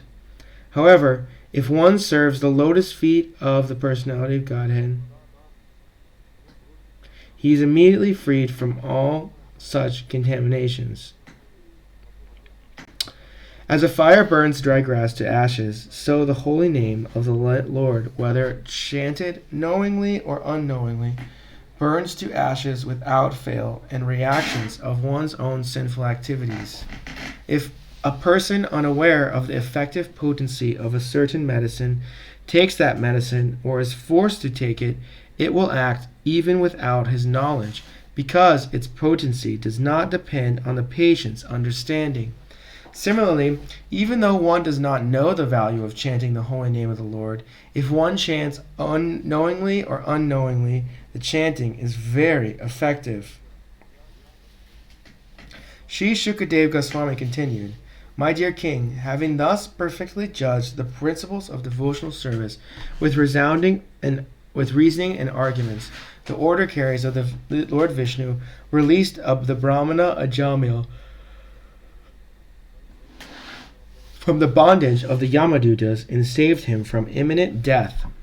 My dear Maharaj Parikshit, O subduer of all enemies, after the servants of Yamaraj had been answered by the order carriers of Lord Vishnu, they went to Yamaraj and explained to him everything that had happened. Having been released from the noose of Yamaraj's servants, the Brahmana Ajamil, now free from fear, came to his senses and immediately offered obeisances to the Vishnudutas. Blowing his head at the lotus feet,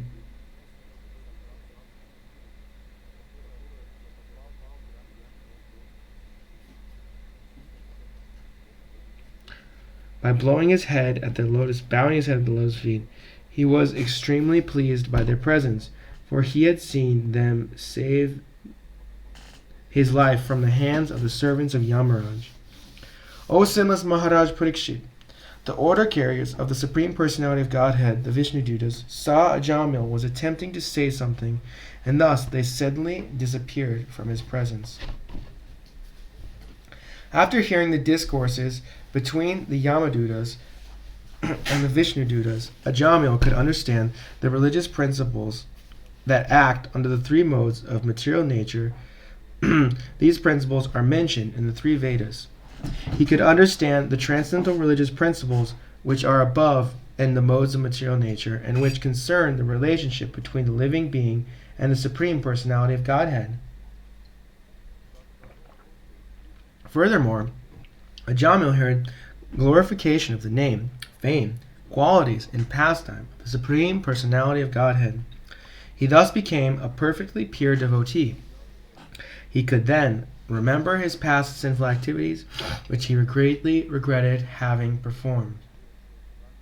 Ajamil said, "Alas, being a servant of my senses, how degraded I became! I fell down from my position as a qualified Brahmana, and begot children in the womb of a prostitute. Alas, all condemnation upon me! I acted so sinfully that I degraded my family tradition. Indeed, I gave up my chaste and beautiful young wife to have sexual intercourse with a fallen prostitute accustomed to drinking wine. All condemnation upon me. My father and mother were old and had no other son or friend to look after them. Because I did not take care of them, they lived with great difficulty. Alas, like an abominable lower-class man, I ungratefully left them in that condition. It's now clear that as a consequence of such activities, a sinful person like me must be thrown into hellish conditions meant for those who have broken religious principles, and must there suffer extreme miseries. Who was this? Was this a dream I saw, or was it reality? I saw fearsome men with ropes in their hands coming to arrest me and drag me away. Where have they gone? And where have those four-limbed and very beautiful persons gone who released me from the arrest and saved me from being dragged down to the hellish regions? I am certainly most abominable and unfortunate to have merged in an ocean of sinful activities. But nevertheless, because of my previous spiritual activities, I could see those four exalted personalities who came to rescue me. Now I feel exceedingly happy because of their visit.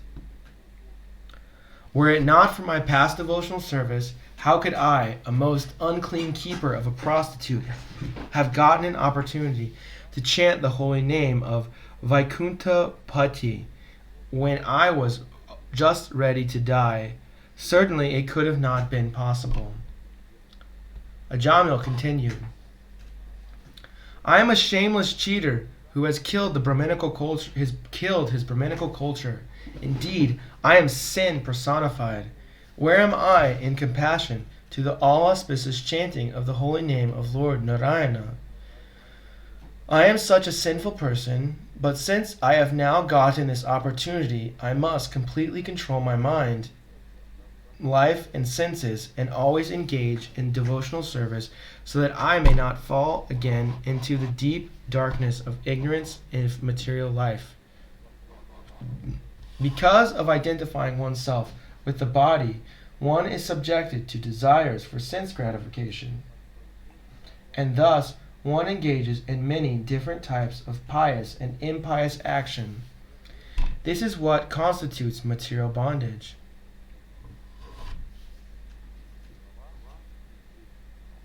Now I shall disentangle myself from my material bondage, which has been caused by the Supreme Personality of Godhead's illusory energy, in the form of a woman. Being a most fallen soul, I was victimized by the illusory energy, and I have become like a dancing dog led around by a woman's hand.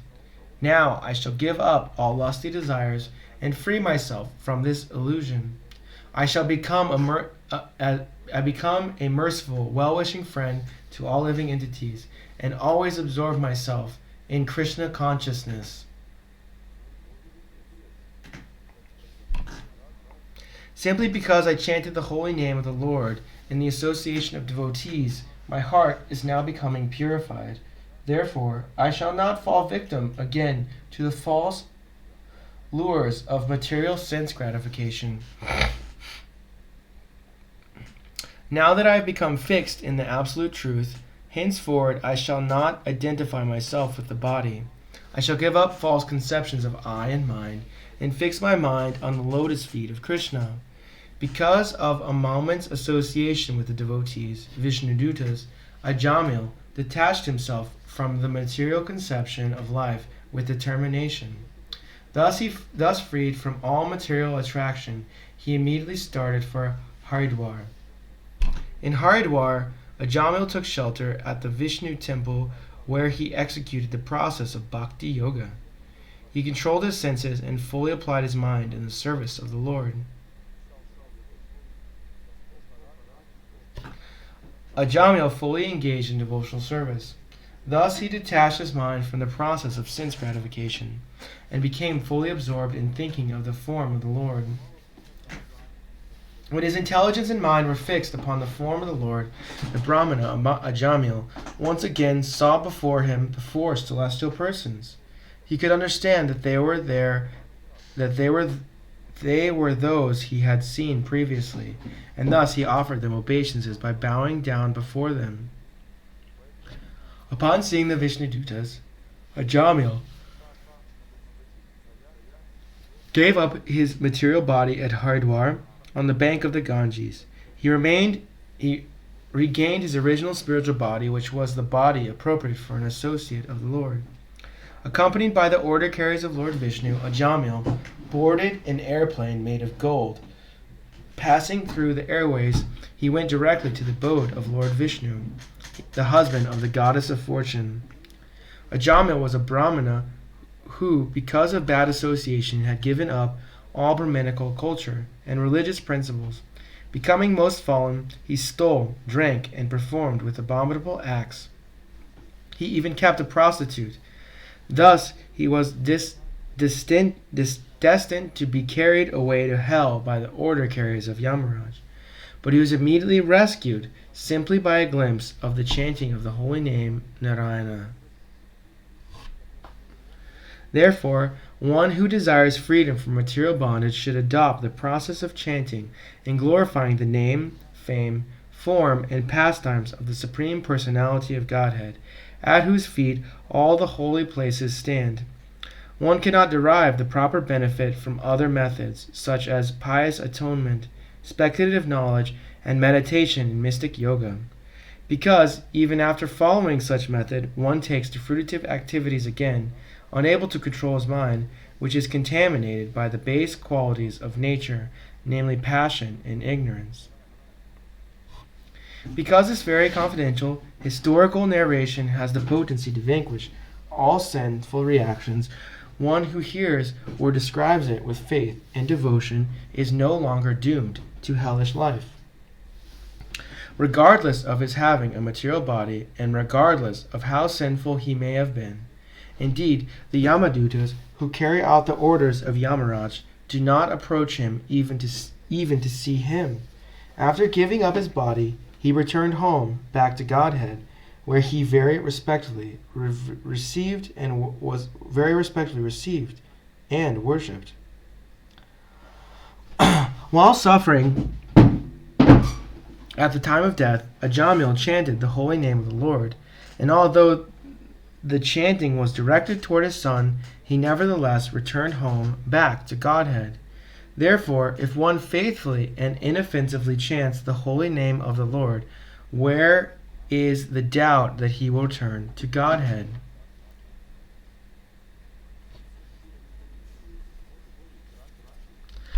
No doubt. Thus, in chapter 2,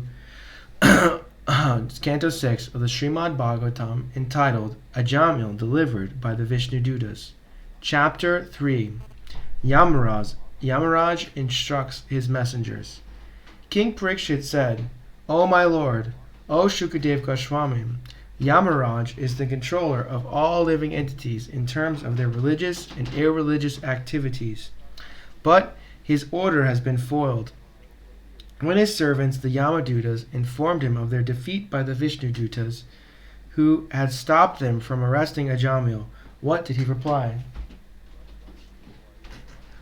O great sage, never before has it been heard anywhere that an order of Yamaraj has been baffled.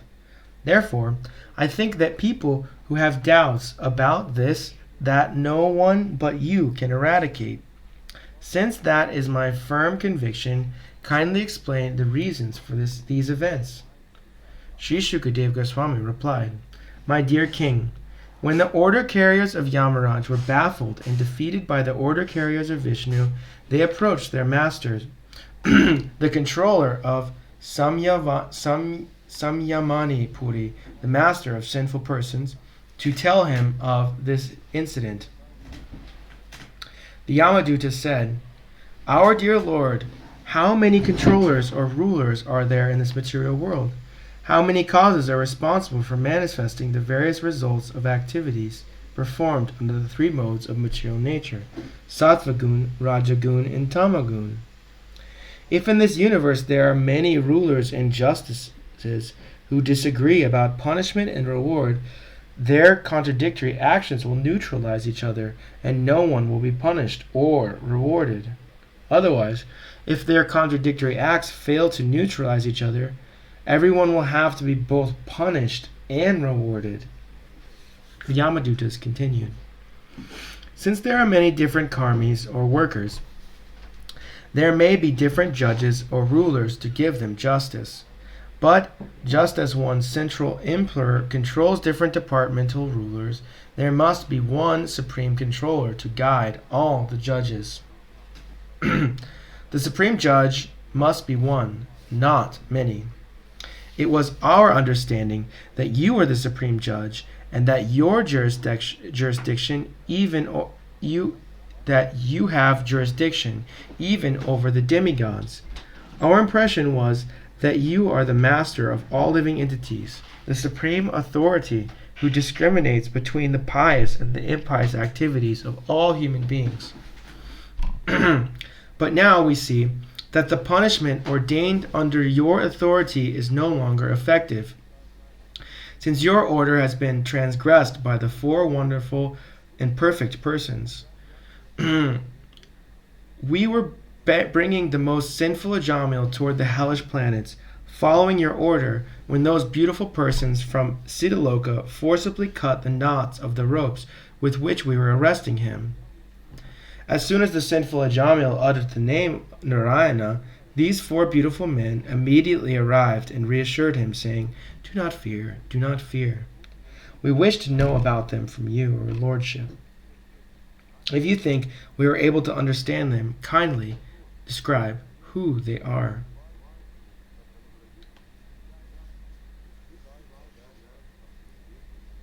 Shukadev Goswami said, "Thus having been questioned, Lord Yamaraj, the supreme controller of living entities, was very pleased with his order carriers.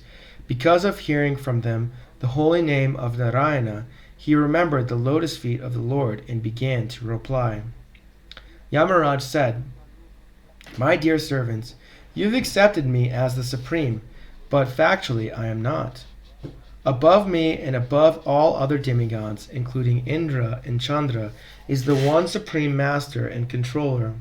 The partial manifestation of his personality are Brahma, Vishnu, and Shiva, who are in charge of the creation, maintenance, and annihilation of this universe.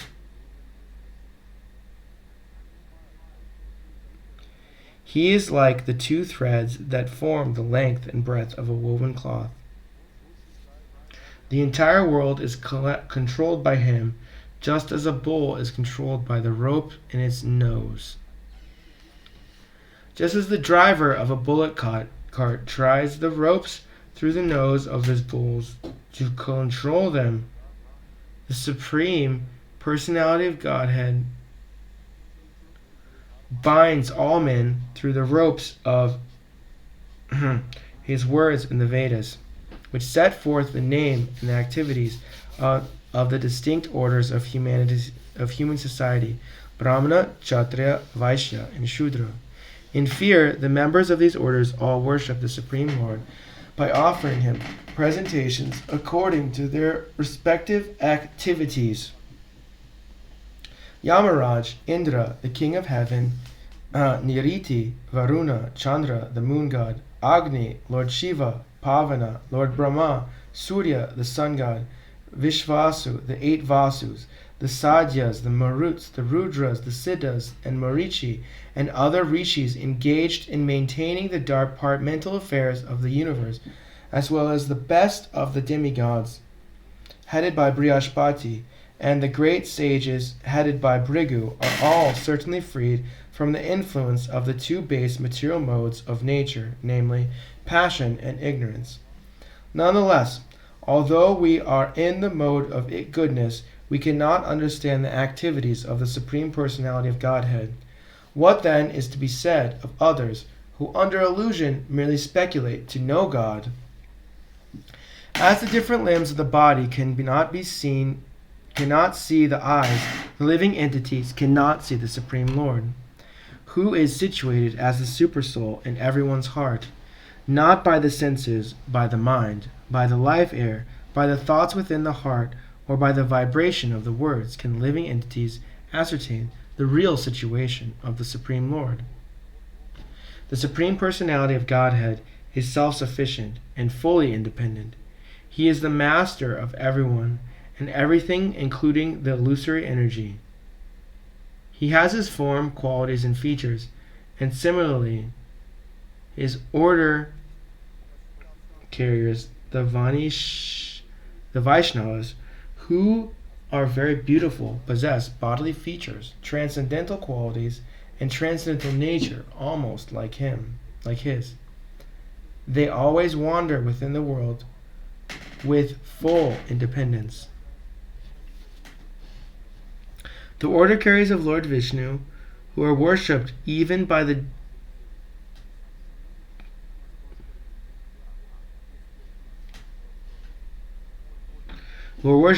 demigods, possessed wonderful bodily features exactly like those of Vishnu, and are very rarely seen.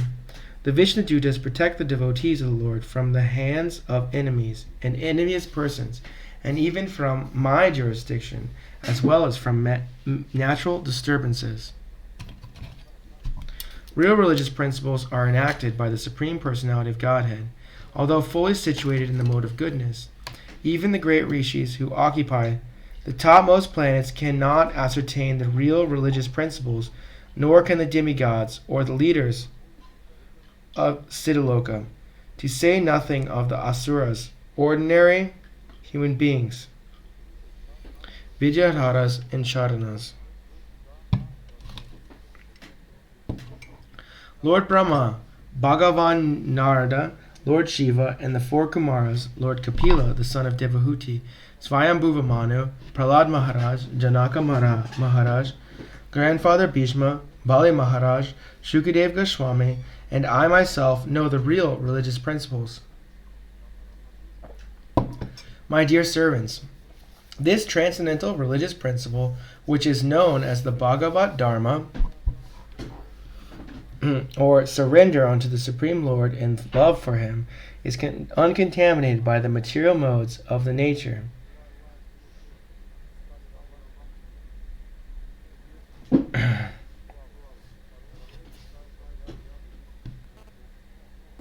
It is very confidential and difficult for ordinary human beings to understand, but if by chance one fortunately understands it, he is immediately liberated and thus returns home back to Godhead.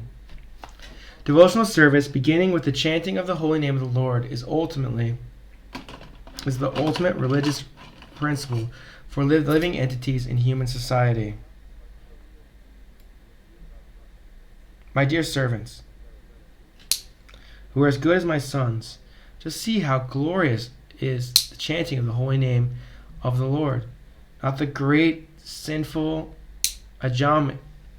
The great sinful Ajamil had chanted Narayana,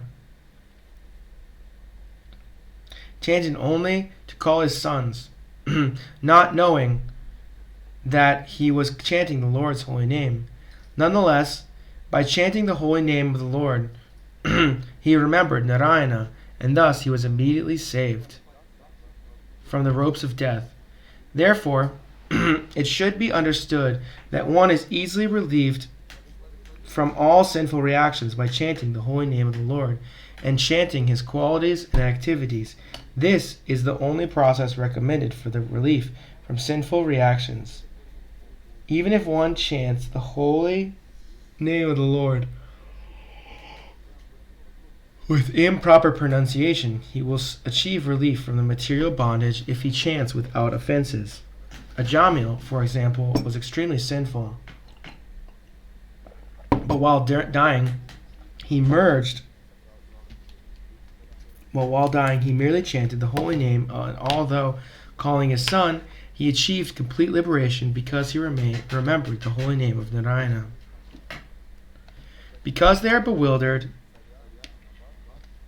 by illusory energy of the Supreme Personality of Godhead, Yajnavalkyas and Jaimini and other compilers of confidential religious systems of the 12 Mahajans, they cannot understand the transcendental value of performing the devotional service or chanting the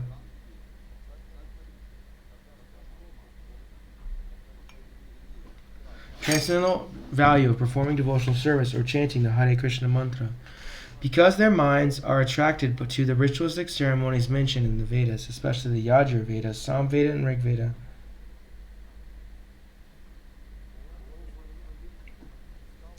Thus they are busy collecting the ingredients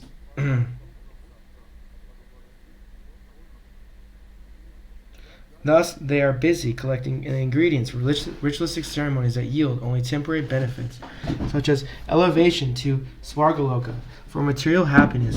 They are not attracted to the Sankirtan movement. Instead, they are interested in Dharma, Artha, Kama, and Moksha. Considering all these points, therefore, intelligent men decide to solve all problems by adopting the devotional service of the chanting of the holy name of the Lord, who is situated in everyone's heart, and who is a mine of all auspicious qualities. Such persons are not within my jurisdiction for punishment. Generally, they never commit sinful activities, but even if by mistake or because of bewilderment or illusion, they sometimes commit sinful acts. They are protected from sinful reactions because they always chant the Hare Krishna mantra. My dear servant, please do not approach such devotees, for they have fully surrendered to the lotus feet of the Supreme Personality of Godhead. They are equal to everyone, and their narrations are sung by the demigods and the inhabitants of Siddhaloka. Please do not even go near them. They are always protected by the club of the Supreme Personality of Godhead, and therefore Lord Brahma and I, even the time factor, are not competent to chastise them. Paramahamsas are exalted persons who have no taste for material enjoyment and who drink the honey of the Lord's lotus feet. My dear servants, bring to me for punishment only persons who are averse to the taste of that honey, who do not associate with Paramahamsas, and who are attracted to family life, worldly enjoyment, from the path to hell, which form the path to hell. My dear servants, please bring to me only those sinful persons who do not use their tongues to chant the holy name and qualities of Krishna, whose hearts do not remember the lotus feet of Krishna even once, or whose heads do not bow down even once before Lord Krishna. Send me those who do not perform their duties toward Vishnu, which are the only duties in human life. Please bring me all such fools and rascals. Then Yamaraj, considering himself and his servants to be offenders, spoke as follows, begging pardon from the Lord. O my Lord, my servants have surely committed a great offense by arresting a Vaishnav, such as Ajamil. O Narayana, O Supreme and Oldest Person, please forgive us because of our ignorance.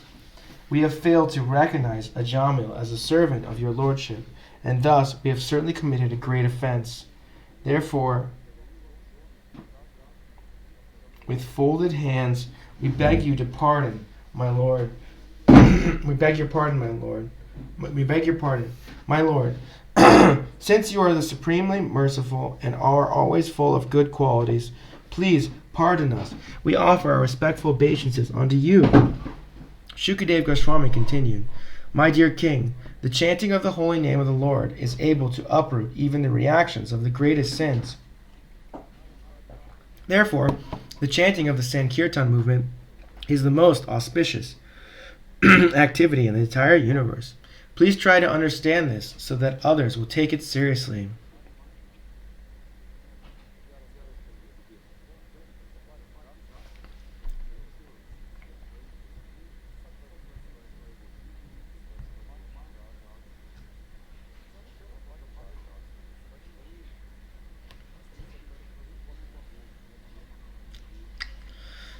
lost my page.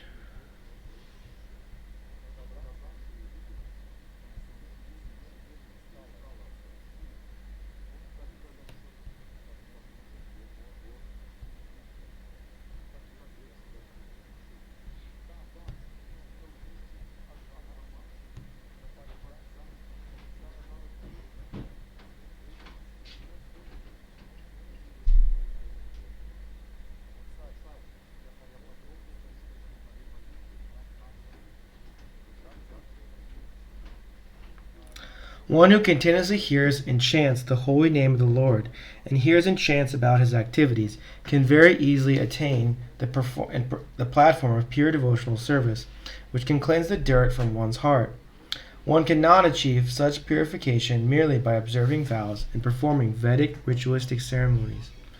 Devotees who always lick the honey from the lotus feet of Lord Krishna do not care at all for material activities, which are performed under the three modes of material nature, and which bring only misery.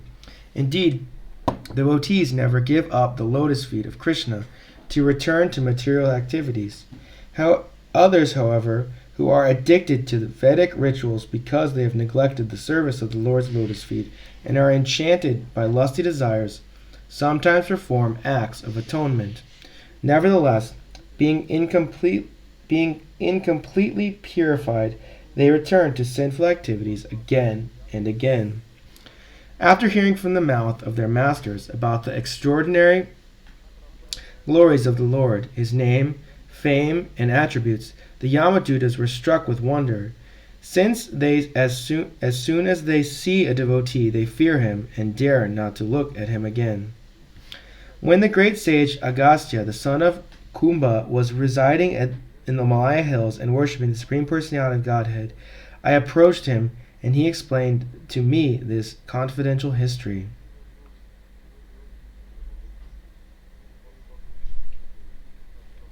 In chapter 3 of 6th canto, Yamaraj instructs his messengers. Chapter 4, Hamsa Guhya prayers. The blessed king said to Shukadeva Goswami, "My dear Lord, the demigods, demons, human beings, nagas, beasts, and birds were created during the reign of Swayambhuva Manu. You have spoken about this creation briefly in the 3rd canto. Now I wish to know about it elaborately. I also wish to know about the potency of the Supreme Personality of Godhead by which he brought about the secondary creation." Shruti Goswami said, O great sages, assembled at Naimisharanya, after the great yogi Shukadeva Goswami heard King Parikshit's inquiry, he praised it and thus replied. Shukadeva Goswami said, When the 10 sons of Prachinabhati emerged from the waters in which they were performing austerities, they saw that the entire surface of the world was covered by trees. Because of having undergone long austerities in the water, the Prachetas were very angry at the trees. Desiring to burn them to ashes, they generated wind and fire from their mouths. My dear King Parikshit, when Soma, the king of the trees and predominating deity of the moon, saw the fire and wind burning all the trees to ashes, he felt great sympathy, because he is the maintainer of all the herbs in the trees. To appease the anger of the Prachetas, Soma spoke this as follows. O greatly fortunate ones, you should not kill these poor trees by burning them to ashes. Your duty is to wish the citizens, prajas, all prosperity and to act as their protectors. The Supreme Personality of Godhead, Sri Hari, is the master of all living entities, including all the Prajapatis, such as Lord Brahma.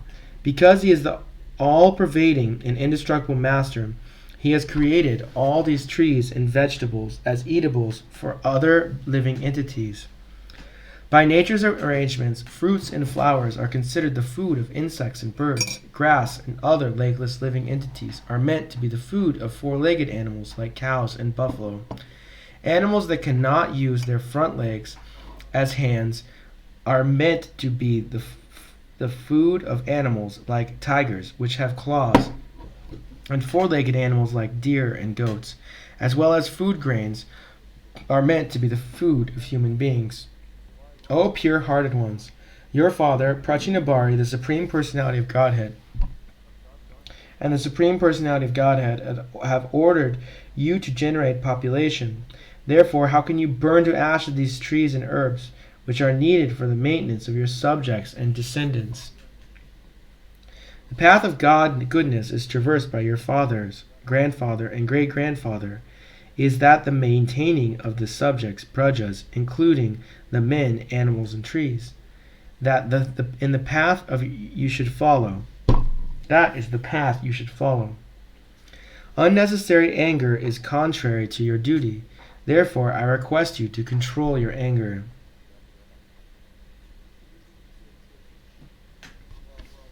As a father and a mother are friends and maintainers of their children, as the eyelids is the protector of the eye, as the husband is the maintainer and protector of the woman, as the householder is the maintainer and protector of beggars, and as the learned is the friend of the ignorant, so the king is the protector and giver of life to all his subjects.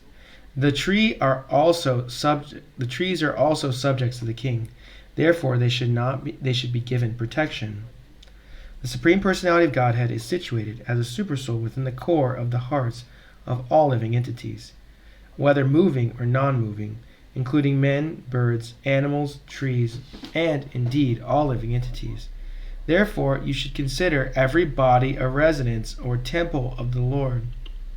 By such vision, you will satisfy the Lord. You should not angrily kill these living entities in the forms of trees. One who inquires into self-realization and thus subdues his powerful anger, which awakens suddenly in the body as if falling from the sky, transcends the influence of the modes of material nature. There is no need to burn these poor trees any longer. Let whatever trees still remain be happy. Indeed, you should also be happy.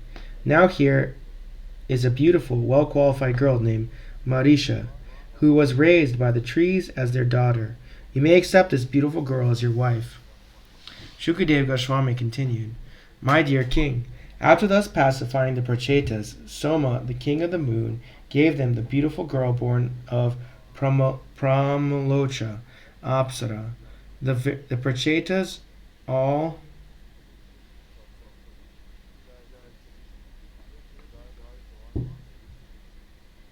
married her, accompanying her to the religious system.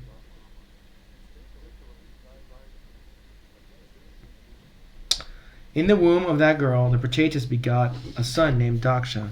Daksha filled the three worlds with living entities. Shukadeva Goswami continued, Please hear from me with great attention how Prajapati Daksha, who was very affectionate to his daughters, created different types of living entities through his semen and through his mind. With his mind, Prajapati Daksha created the first of all kinds of demigods, demons, human beings, birds, beasts, aquatics, and so on.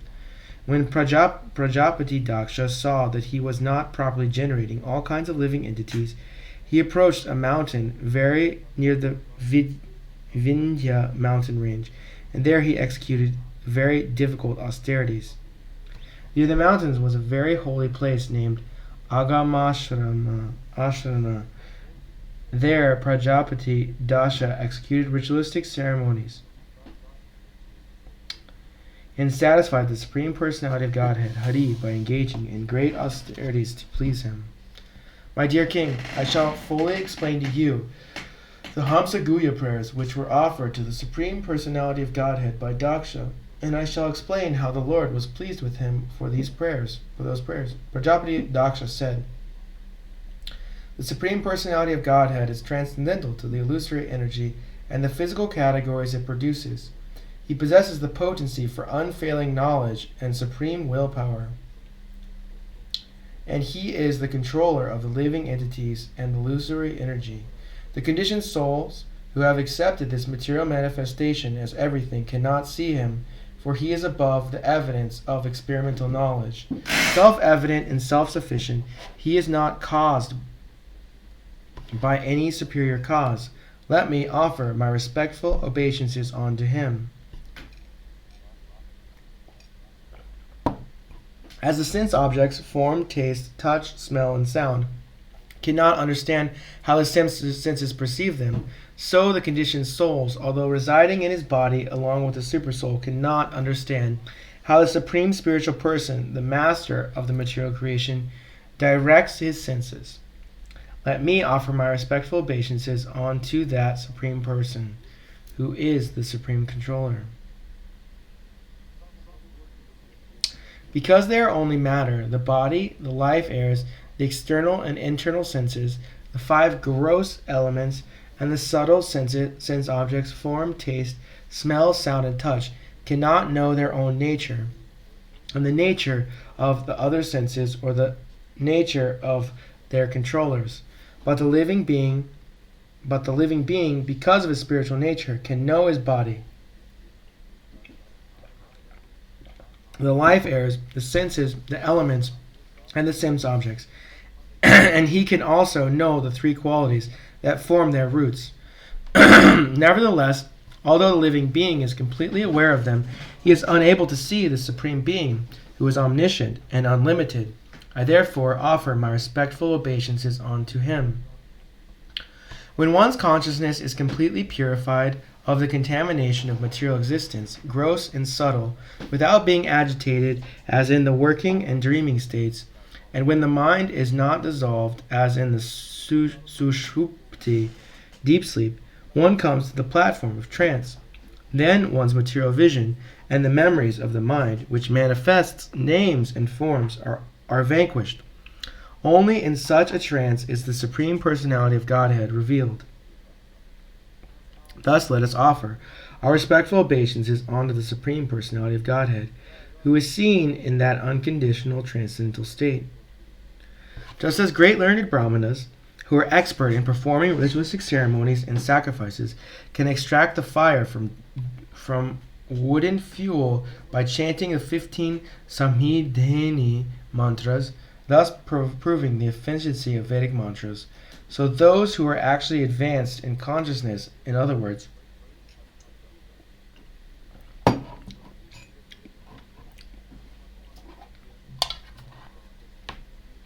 those who are Krishna conscious, can find the Supersoul, who by his own spiritual potency is situated within the heart. The heart is covered by the 3 modes of material nature and the 9 material elements: material nature, the total material nature, the ego, the mind, and the 5 objects of sense gratification, and also by the 5 material elements and the 10 senses. These 27 elements constitute the external energy of the Lord. Great yogis meditate upon the Lord, who is situated as the Supersoul, Parama Atma, within the core of the heart. May that Supersoul be pleased with me. The Supersoul is realized when one is eager for liberation from the unlimited varieties of material life. One actually attains such liberation when he engages in the transcendental loving service of the Lord and realizes the Lord because of his attitude of service. The Lord may be addressed by various spiritual names, which are inconceivable to the material senses. When will the Supreme Personality of Godhead be pleased with me?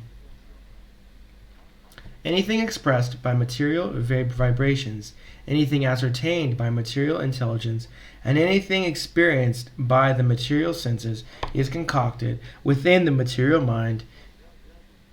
Within the material mind is but an effect of the modes of material nature, and therefore has nothing to do with the real nature of the Supreme Personality of Godhead. The Supreme Lord is beyond the creation of the material world, for he is the source of the material qualities in creation. As the cause of all causes, he exists before the creation and after the creation. I wish to offer my respectful obeisances unto him. The Supreme Brahman, Krishna, is the ultimate resting place and source of everything. Everything is done by him, everything belongs to him, and everything is offered to him. He is the ultimate objective, and whether acting or causing others to act, he is the ultimate doer. There are many causes, high and low, but since he is the cause of all causes, he is well known as the Supreme Brahman, who existed before all activities. He is one without a second and has no other cause. Therefore, I offer my respectful obeisances unto him. Let me offer my respectful obeisances unto the all-pervading Supreme Personality of Godhead, who possesses unlimited transcendental qualities, acting from within the cores of their hearts of all philosophers who propagate various views. He causes them to forget their own souls, while sometimes agreeing and sometimes disagreeing among themselves. Thus he creates within this material world a situation in which they are unable to come to a conclusion. I offer my obeisances unto him. There are two parties, namely, the theists and the atheists. The theists, who accept the supersoul, find the spiritual cause through mystic yoga.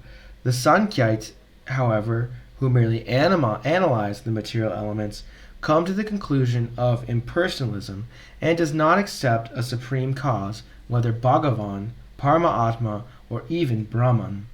Instead, he is preoccupied with the superfluous external activities of material nature. Ultimately, however, both parties demonstrate the absolute truth because, although they offer opposing statements, their object is the same ultimate cause. They are both approaching the same Supreme Brahman, to whom I offer my respectful obeisances. The Supreme Personality of Godhead, who is inconceivably opulent, who is devoid of all material names, forms, and pastimes, and who is all-pervading, is especially merciful to the devotees who worship his lotus feet. Thus he exhibits transcendental forms and names with his different pastimes. May that Supreme Personality of Godhead, whose form is eternal and full of knowledge and bliss, be merciful to me. The air carries various characteristics of physical elements like aroma, of flower, and colors. Resulting from the mixture of dust of the air, the Lord appears through lower systems of worship according to one's desires. Although he appears as the demigods and is not in his original form, what is the use of these other forms? May the original Supreme Personality of Godhead please fulfill my desire. Sri Shukadev Goswami said, the Supreme Personality of Godhead, Hari, who was extremely affectionate to his devotees, was very pleased by the prayers offered by Daksha, and thus he appeared at that holy place known as Agamashrana. O Maharaj Parikshit, best of the Kuru dynasty. The Lord's lotus feet rested on the shoulders of his carrier Garuda, and he appeared with 8 long, mighty, very beautiful arms. In his hands he held a disc, conch shell, sword, shield, arrow, bow, rope, and club. In each hand a different weapon, all brilliantly shining. His garments were yellow, and his bodily hue deep bluish. His eyes and face were very clear, cheerful.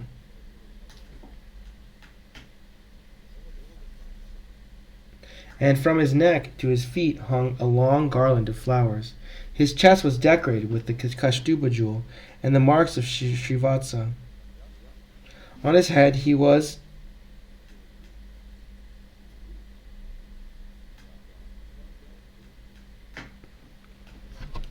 and his ears, on his head was a gorgeous round helmet, and his ears were decorated with earrings resembling sharks. All these ornaments were uncommonly beautiful. The Lord wore a golden belt on his waist, bracelets and on his arms, rings and on his fingers, and ankles bells on his feet. Thus decorated by various ornaments, Lord Hari, who is attractive to all living entities of the 3 worlds, is known as Purushottama, the best personality. He was accompanied by great devotees like Narada, and the all principal demigods, led by the heavenly king Indra, and the residents of various upper planetary systems, such as Siddhaloka, Gandharvaloka, and Chandraloka, situated on both sides of the Lord and behind him as well. These devotees offered him prayers continuously.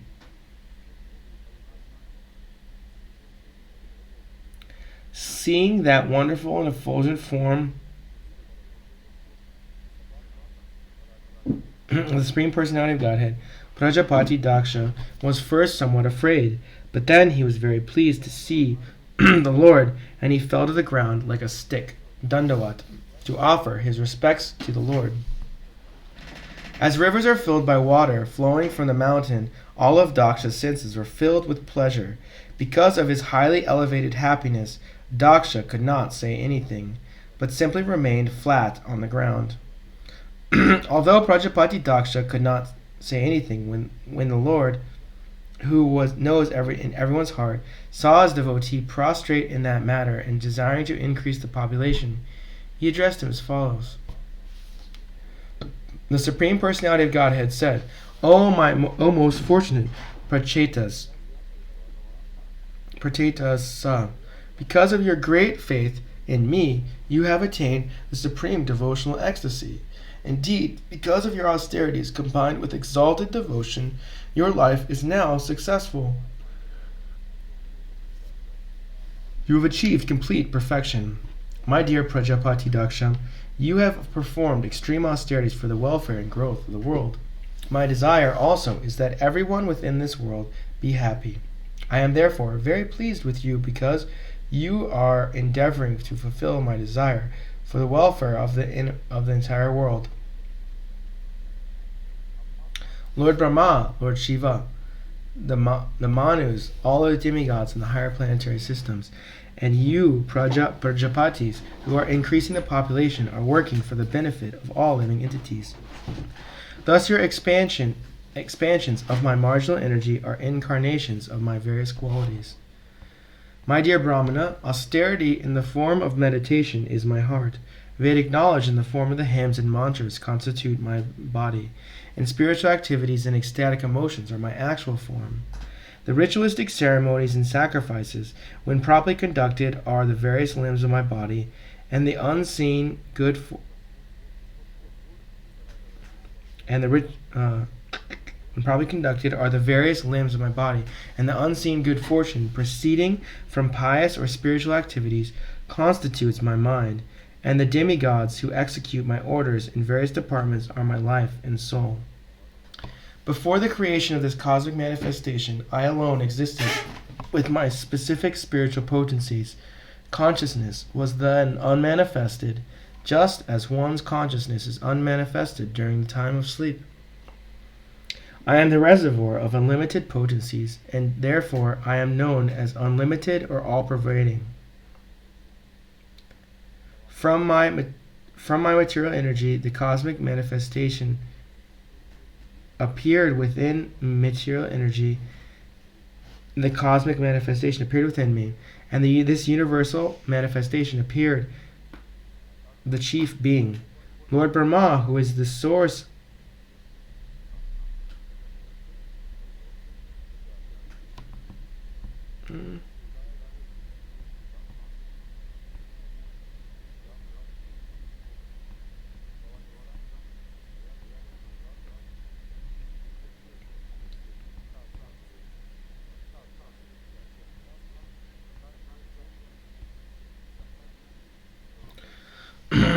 having been inspired by my energy, was attempting to create, he thought himself incapable.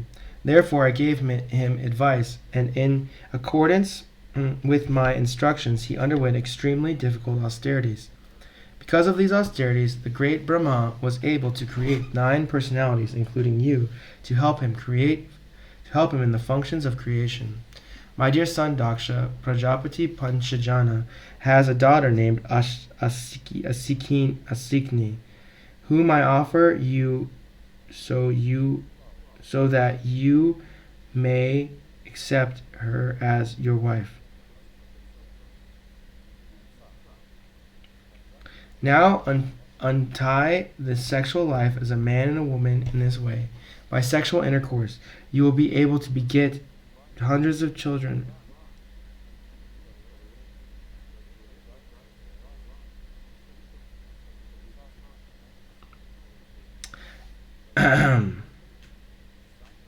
After you give birth to many hundred thousands of children, they will also be captivated by my illusory energy and will engage, like you, in sexual intercourse.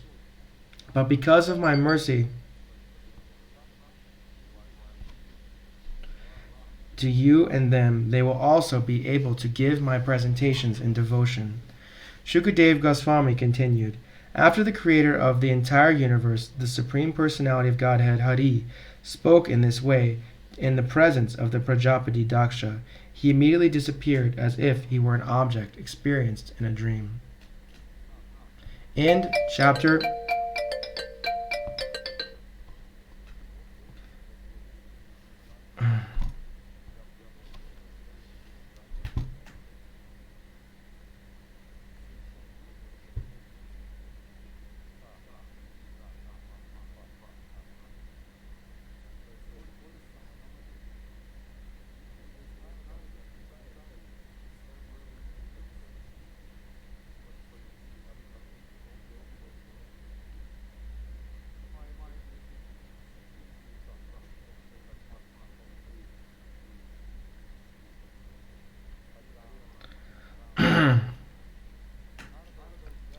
Thus end chapter 4 of the Srimad Bhagavatam, Canto 6, the Hamsa Guhya prayers.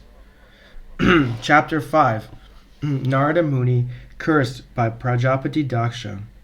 Srila Shukadev Goswami continued, impelled by the illusory energy of Lord Vishnu, Prajapati Daksha begot 10,000 sons in the womb of Panchajani Asikni. My dear king, these 3 sons were called the Haryashvas. My dear king, all the sons of Prajapati Daksha were alike in being very gentle and obedient to the orders of their father.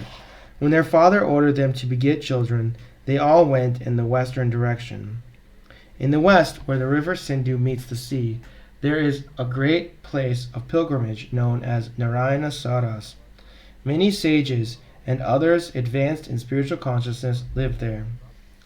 In that holy place, the Haryashvas began regularly touching the lake's waters and bathing in them. Gradually becoming very much purified, they became inclined toward the activities of Paramahamsas. Nevertheless, because of their father had ordered them to increase the population, they performed severe austerities to fulfill his desires. One day, when the great sage Narayana saw those boys performing such fine austerities to increase the population, Narada approached them. The great sage Narada said, my dear Haryashvas, you have not seen the extremities of the earth. There is a kingdom where only one man lives, and where there is a hole from which, having entered, no one emerges. A woman there who is extremely unchaste adorns herself with various attractive dresses, and the man who lives there is her husband. In that kingdom there is a river flowing in both directions, a wonderful home made of 25 materials, a swan that vibrates various sounds, and an automatically revolving object made of sharp razors and thunderbolts. You have not seen all this, and therefore you are inexperienced boys without advanced knowledge. How then will you create progeny? Alas, your father is omniscient, but you do not know his actual order. Without knowing the actual purpose of your father, how will you create progeny? Sri Shukadev Goswami said, hearing these enigmatic words of Narada Muni, the Haryashvas considered them with their natural intelligence, without the help from others. The Haryashvas understood the meaning of Narada's words as follows. The word Bhuhu, the earth, refers to the field of activities. The material body, which is the result of the living being's actions, is his field of activities, and it gives him false designations. Since time immemorial, he has received various types of material bodies, which are the roots of bondage to the material world. If one foolishly engages in temporary fruitive activities and does not look toward his cessation of this bondage, what will the benefit be of his actions? Narada Muni had said that there is a kingdom where there is only one male. The Haryashvas realized the purport of this statement. The only enjoyer is the Supreme Personality of Godhead, who observes everything, everywhere. He is full of 6 opulences and fully independent of everyone else. He is never subject to the 3 modes of material nature, for he is always transcendental to this material creation. If the members of human society do not understand him, the Supreme, through through their advancement in knowledge and activities, but simply work very hard like cats and dogs all day and night for temporary happiness, what will be the benefit of their activities? Narada Muni had described that there is a bila, or hole, from which, having entered, one does not return. The Haryavashas understood the meaning of this allegory. Hardly once has a person who has entered the lower planetary systems, called Patala, been seen to return. Similarly, if one enters the Vaikuntha Dham, Pratyag Dham, he does not return to this material world. If there is such a place from which, having gone, one does not return to the miserable material condition of life, what is the use of jumping like monkeys in the temporary material world and not seeing or understanding that place? What will be the profit? Narada Muni had described a woman who is a professional prostitute. The Haryashvas understood the identity of this woman mixed with the mode of passion. The unsteady intelligence of every living entity is like a prostitute who changes dress just to attract one's attention. If one fully engages in temporary fruitive activities, not understanding how this is taking place, what does he actually gain? Narada Muni had also spoken of a man who is the husband of a prostitute. The Haryashvas understood this as follows. If one becomes the husband of a prostitute, he loses all independence. Similarly, if a living entity has polluted intelligence, he prolongs his materialistic life. Frustrated by material nature, he must follow the movements of the intelligence, which brings various conditions of happiness and distress. If one performs fruitive activities under such conditions, what will be the benefit? Narada Muni has said that there is a river flowing in both directions. The Haryashvas understood the purport of this statement. Material nature functions in two ways, by creation and dissolution. Thus, the river of material nature flows both ways. A living entity who unknowingly falls in this river is submerged in its waves. And since the current is swift near the banks of the river, he is unable to get out. What will be the benefit of performing fruitive activities in that river of Maya? Narada Muni has said that there is a house made of 25 elements. The Haryavashas understood this analogy. The Supreme Lord is the reservoir of the 25 elements, and as the Supreme Being, the conductor of cause and effect, he causes their manifestation. If one engages in temporary fruitive activities, not knowing that Supreme Person, what benefit will he derive? Narada Muni has spoken of a swan. That swan is explained in this verse. The Vedic literatures, Shastras, vividly describe how to understand the Supreme Lord, the source of all material and spiritual energy. Indeed, they elaborately explain these two energies.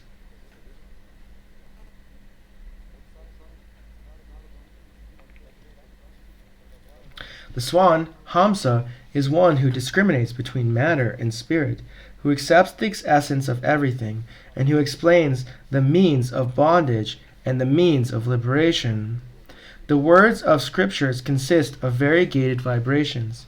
If a foolish rascal leaves aside the study of these shastras to engage in temporary activities, what will be the result? Narada Muni had spoken of a physical object made of sharp blades and thunderbolts. The Haryavashas understood this allegory as follows.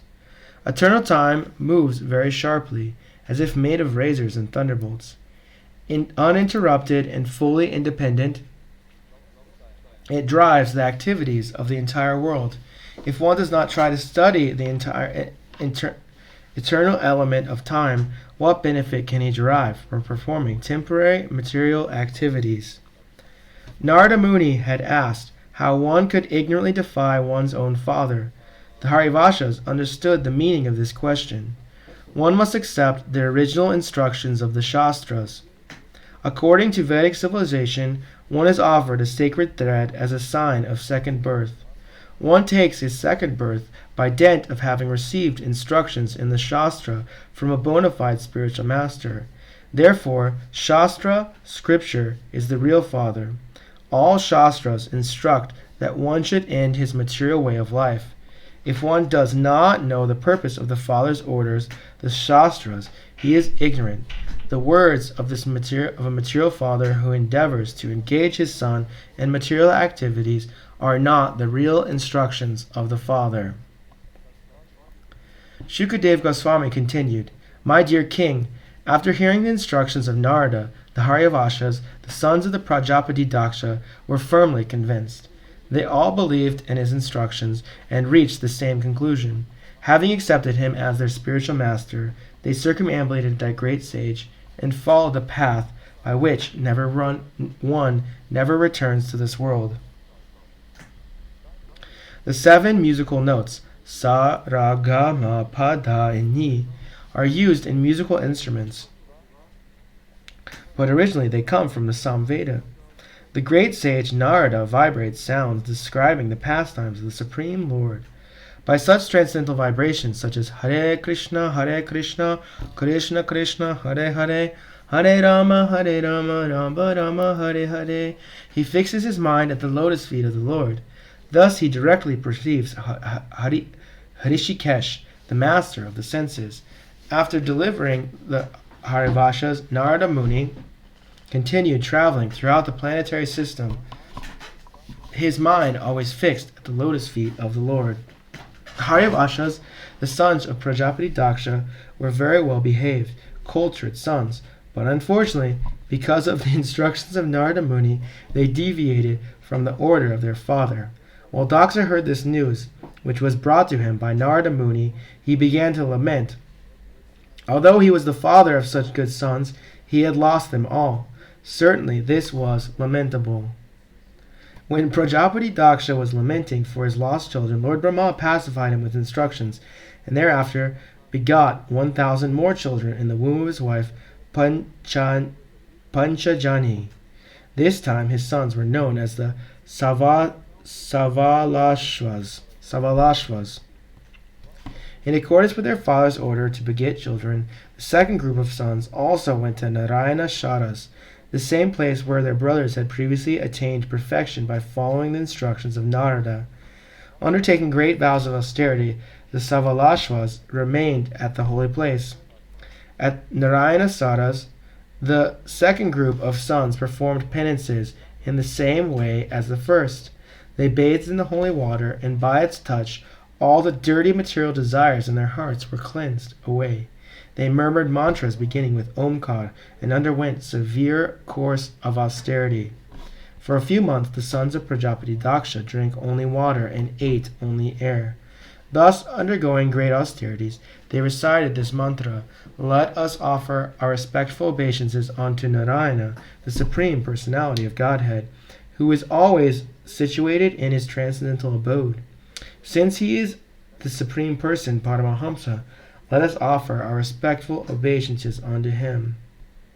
O King Parikshit, Narada Muni approached these sons of Prajapati Daksha, who were engaged in tapasya to beget children, and spoke enigmatic words to them, just as he had spoken to their elder brothers. O the sons of Daksha, please hear my words of instruction attentively. You are all very affectionate to your elder brothers, the Haryavashas. Therefore, you should follow their path. A brother aware of the principles of religion followed in the footsteps of his elder brothers. Because of being highly elevated, such a pious brother gets an opportunity to associate and enjoy with demigods like the Maruts, who are all affectionate to their brothers. Shukadev Goswami continued, O best of the advanced Aryans, after saying this much to the sons of Prajapati Daksha, Narada Muni, whose merciful glance never goes in vain, left as he had planned. The sons of Daksha followed their elder brothers. Not attempting to produce children, they engaged themselves in Krishna consciousness. The Savalashvas took to the correct path, which is obtainable by the mode of life meant to achieve devotional service or the mercy of the Supreme Personality of Godhead. Like knights that have gone to the west, they have not returned even until now.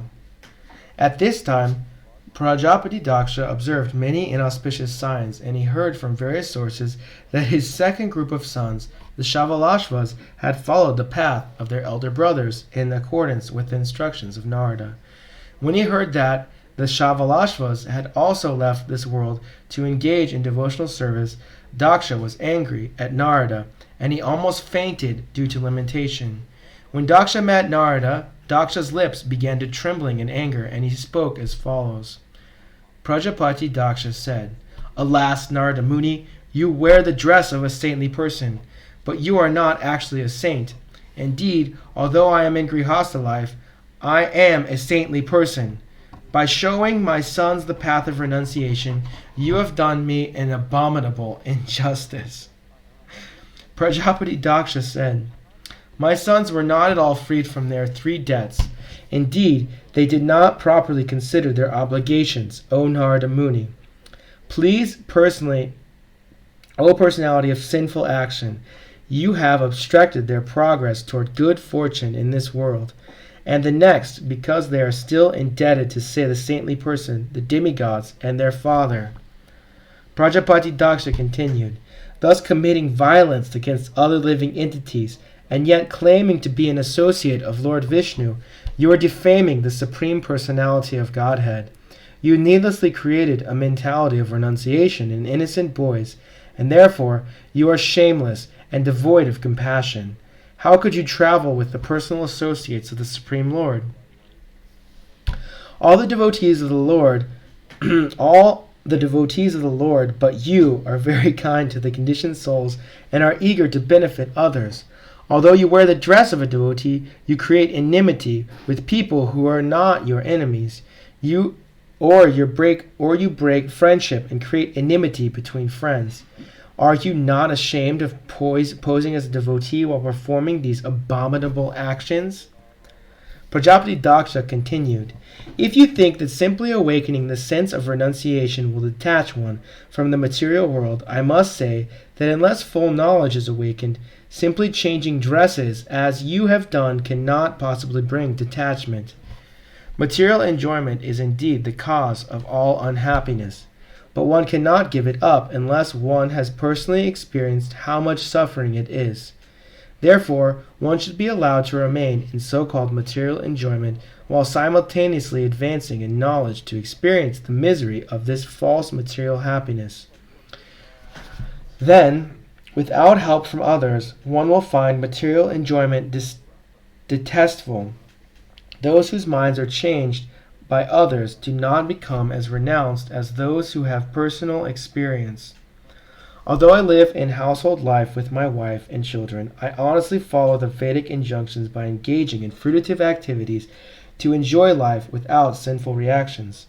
I have performed all kinds of yagyas, including the Deva Yagya, Rishi Yagya, Pitri Yagya, and Nir Yagya. Because these yagyas are called vratas, vows, I am known as the Griya Vrata. Unfortunately, you have given me great displeasure by misguiding my sons for no reason to the path of renunciation. This can be tolerated once. You have made me lose my sons once, and now you have again done the same inauspicious thing. Therefore you are a rascal who does not know how to behave toward others. You may travel all over the universe, but I curse you to have no residence anywhere." Sri Shukadev Goswami continued, "My dear king, since Narada Muni is an approved saintly person, when cursed by Prajapati Daksha, he replied, Tadbadham, yes, what you have said is good. I accept this curse. He could have cursed Prajapati Daksha in return, but because he is a tolerant and merciful sadhu, he took no action. Thus, in chapter 5, Narada Muni cursed by Prajapati Daksha. Chapter 6, the progeny of the daughters of Daksha. Srila Shukadev Goswami said, "My dear king, thereafter, at the request of Lord Brahma, Prajapati Daksha, who is known as Pachetasa, begot 60 daughters in the womb of his wife Asikni. All the daughters were very affectionate towards their father. He gave 10 daughters in charity to Dharmaraj, Yamaraj, 13 to Kshapa, first 12 and then one more, 27 to the moon god, and 2 each to Angira, Krishashva, and Bhuta. The other 4 daughters were given to Kshapa. Thus Kshapa received 17 daughters in all. Now please hear from me the names of all these daughters and their descendants who filled all the 3 worlds. The 10 daughters given to Yamaraj were named Bhanu, Lamba, Kakund, Yami, Vishva, Sadhya, Marutvati, Vasu, Maruta, and Sankalpa. Now hear the names of their sons. O king, the son named Devarashaba was born from the womb of Bhanu, and from him came the son named Indrasena, and from the womb of Lambda came the son named Vidyota, who generated all the clouds. From the womb of Kakud came the son named Sankata, whose son was named Kikata, and from Kikata came the demigods named Durga. From Yami came the son named Swarga, whose son was named Nandi. The sons of Vishva were the Vishvadevas, who had no progeny. From the womb of Sadhya came the Sadhyas, who had a son named Artha Siddhi. The 2 sons who took birth from the womb of Maruvati were Maruvan and Jayanta. Jayanta, who is the expansion of Lord Vasudev, is known as Upendra. The demigods named the Mahurtikas took birth from the womb of Mahurta. These demigods delivered the results of actions to living entities of their respective times. The sons of Sankalpa was known as Sankalpa. From him lust was born. The son of Vasu were known as the 8 Vasus. Just hear their names from me: Drona, Prana, Dhruva, Arka, Agni, Dosha, Vastu, and Vibhasvasu. From Abhimati, the wife of the Vasu named Drona, were generated sons named Harsha, Shoka, Bhaya, and so on. Urjashvati, the wife of Prana, gave birth to 3 sons named Saha, Ayus, and Purujava. The wife of Dhruva was known as Dharani, and from her womb various cities took birth. From the womb of Vasana, the wife of Arka, came many sons headed by Tarsha. Dara, the wife of the Vasu named Agni, gave birth to many sons headed by Dravinaka. From Kritika, another wife of Agni, came the son named Skanda, Kartikeya, whose sons were headed by Vishaka. From the womb of Sarvari, the wife of the Vasu named Drosha, came the son named Shishumara, who was an expansion of the Supreme Personality of Godhead. From Angirase, the wife of the Vasu named Vastu, was born the great architect Vishvakarma. Vishvakarma became the husband of Akriti, from whom the Manu named Chakshusha was born. The son of Manu were known as the Vishvadevas and the Sadhyas. Usha, the wife of Vibhasu, gave birth to 3 sons, Vyushta, Rochisha, and Atapa. From Atapa came Panchayama, and the span of day, who awakens all living entities to material activities. Sarupa, the wife of Bhuta, gave birth to 10 million Rudras, of whom the 11 principal Rudras were Raivata, Aja, Bhava, Bhima, Vama, Urga, Vrishikapi, Ajikapat, Ahirbradana, Bahurupa, and Mahan. Their associates, the ghosts and goblins, who were very fearful, were born of the other wife of Bhuta. The Prajapati, Angira, who had 2 wives named Svada and Sati. The wife named Svada accepted all the Pittas as her sons, and Sati accepted Atar Angari Rasa Veda as her son. Krishashva had two wives named Archis and Dishana. In the wife named Archis he begot Dhumaketu, and in Dishasana he begot four sons named Vedashira, Devala, Vayuna, and Manu. Kshapa, who is also named Tarksha, had four wives, Vinata, Suparna, Kardru, Patangi, and Yamini. Patangi gave birth to many kinds of birds, and Yamani gave birth to locusts. Vinata, Suparna, gave birth to Garuda, the carrier of Lord Vishnu, and Anuru, or Aruna, the chariot driver of the sun god. Kudra gave birth to different varieties of serpents. O Maharaj Parikshit, best of the bards, the constellation named Kritika were all wives of the moon god. However, because Prajapati Daksha had cursed him to suffer from a disease causing gradual destruction, the moon god could not beget children in any of his wives. Thereafter the king of the moon pacified Prajapati Daksha with courteous words and thus regained the portions of light he had lost during his disease. Nonetheless, he could not beget children. The moon loses his shining power during the dark fortnight, and in the bright fortnight it manifests again. O King Parikshit, now please hear from me the names of Kshapa's wives, from whose wombs the population of the entire universe has come.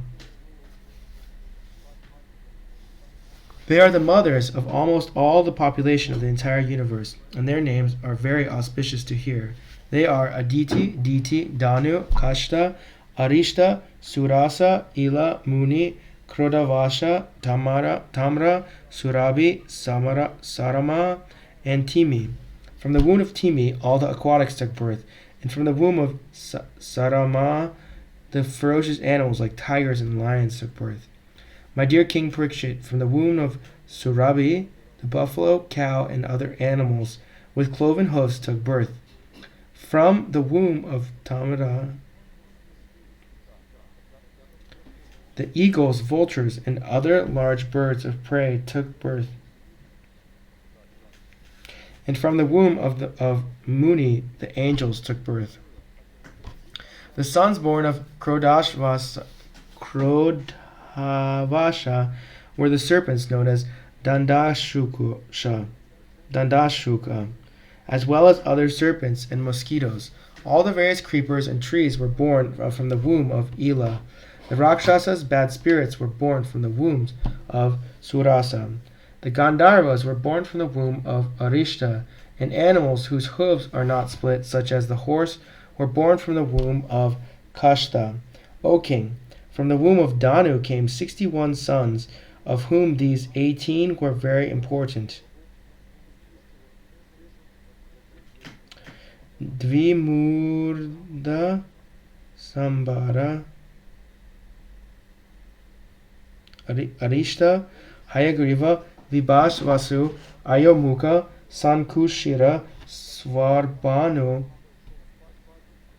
Kapila, Aruna, Puloma, Vrishaparva, Ekachakra, Anutapana, Dumarakesha, Virupaksha, Virpachiti, and Durjaya. The son of Sarvabhanu, named Suprabha, was married to Namuchi, the daughter of Vrishaparva, named Samishta, was given to the powerful king Yayati.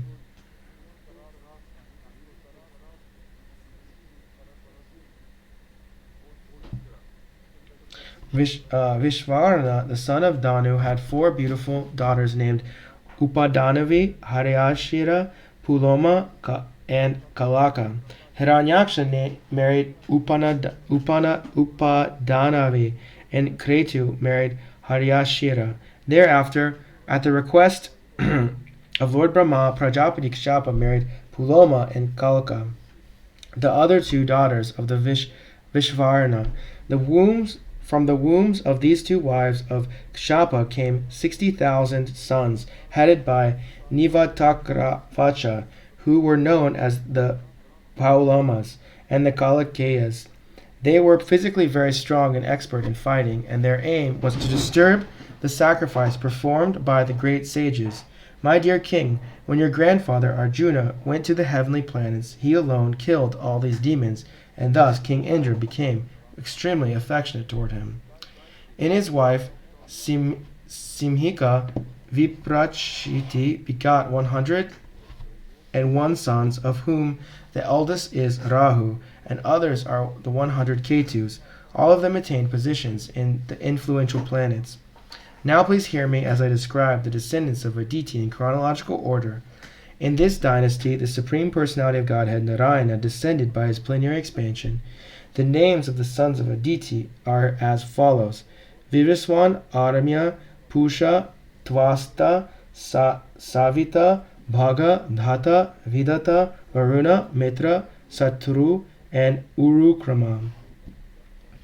Samgya, the wife of Vivaswan, the sun god, gave birth to the Manu named Shraddhadev, and the same fortunate wife gave birth to the twins Yamaraj and the river Yamuna. Then Yami, while wandering on the earth in the form of a mare, gave birth to the Ashvini Kumaras. Chaya, another wife of the sun god, begot two sons named Shanaichara and Savarni Manu, and one daughter, Tapati, who married Samvarana. From the womb of Matrika, the wife of Aryama, were born many learned scholars. Among them, Lord Brahma created the human species, which are endowed with the aptitude for self-examination. Pusha had no sons. When Lord Shiva was angry at Daksha, Pusha had laughed at Lord Shiva and shown his teeth. Therefore he lost his teeth and had to live by eating only ground flour. Rachana, the daughter of the Daityas, became the wife of Prajapati Tvashta. By his semina, he begot in her womb two very powerful sons named Sanishvesha and Vishvarupa. Although Vishvarup was the son of the daughter of the eternal enemies of the demons, the demigods accepted him as their priest in accordance with the order of Brahma when they were abandoned by their spiritual master Brihaspati, whom they had disrespected. Thus in Chapter 7, the progeny of the daughters of Daksha. Chapter 7, Indra offends his spiritual master Brihaspati. Maharaj Parikshit inquired from Shukadev Goswami, O great sage, why did the spiritual master of the demigods, Brihaspati, reject the demigods who were his own disciples? What offense did the demigods commit against their spiritual master? Please describe to me this incident. Shukadev Goswami said, O king, once upon a time the king of heaven, Indra, being extremely proud because of his great opulence of the three worlds, transgressed the laws of Vedic etiquette. Seated on his throne, he was surrounded by the Maruts, Vasus, Rudras, Adityas, Ribhus, Vishvadevs, Sadyas, Ashvini Kumars, Siddhas, Chandaras, and Gandharvas, and by greatly saintly persons. Also surrounding him were the Vidyadharas, Apsaras, Kinnaras, Patagas, birds, and Urgas, snakes. All of them were offering Indra with respects and service. Their respects and services, and the Apsaras and Gandharvas were dancing and singing with very sweet musical instruments. Over Indra's head was a white umbrella as effulgent as the full moon, fanned by yak-tail whisks and served with all paraphernalia of the great king. Indra was sitting with his wife Sachi Devi, who occupied half the throne, when the great sage Brihaspati appeared in that assembly. Brihaspati was the best of the sages, was the spiritual master of Indra and the demigods, and was respected by the demigods and demons alike. Nevertheless, although Indra saw his spiritual master before him, he did not rise from his own seat or offer a seat to his spiritual master, nor did Indra offer him a respectful welcome. Indra did nothing to show him respect. Brihaspati knew everything that would happen in the future. Seeing Indra's transgression of etiquette, he completely understood that Indra was puffed up by his material opulence. Although able to curse Indra, he did not do so. Instead, he left the assembly in silence and returned to his home.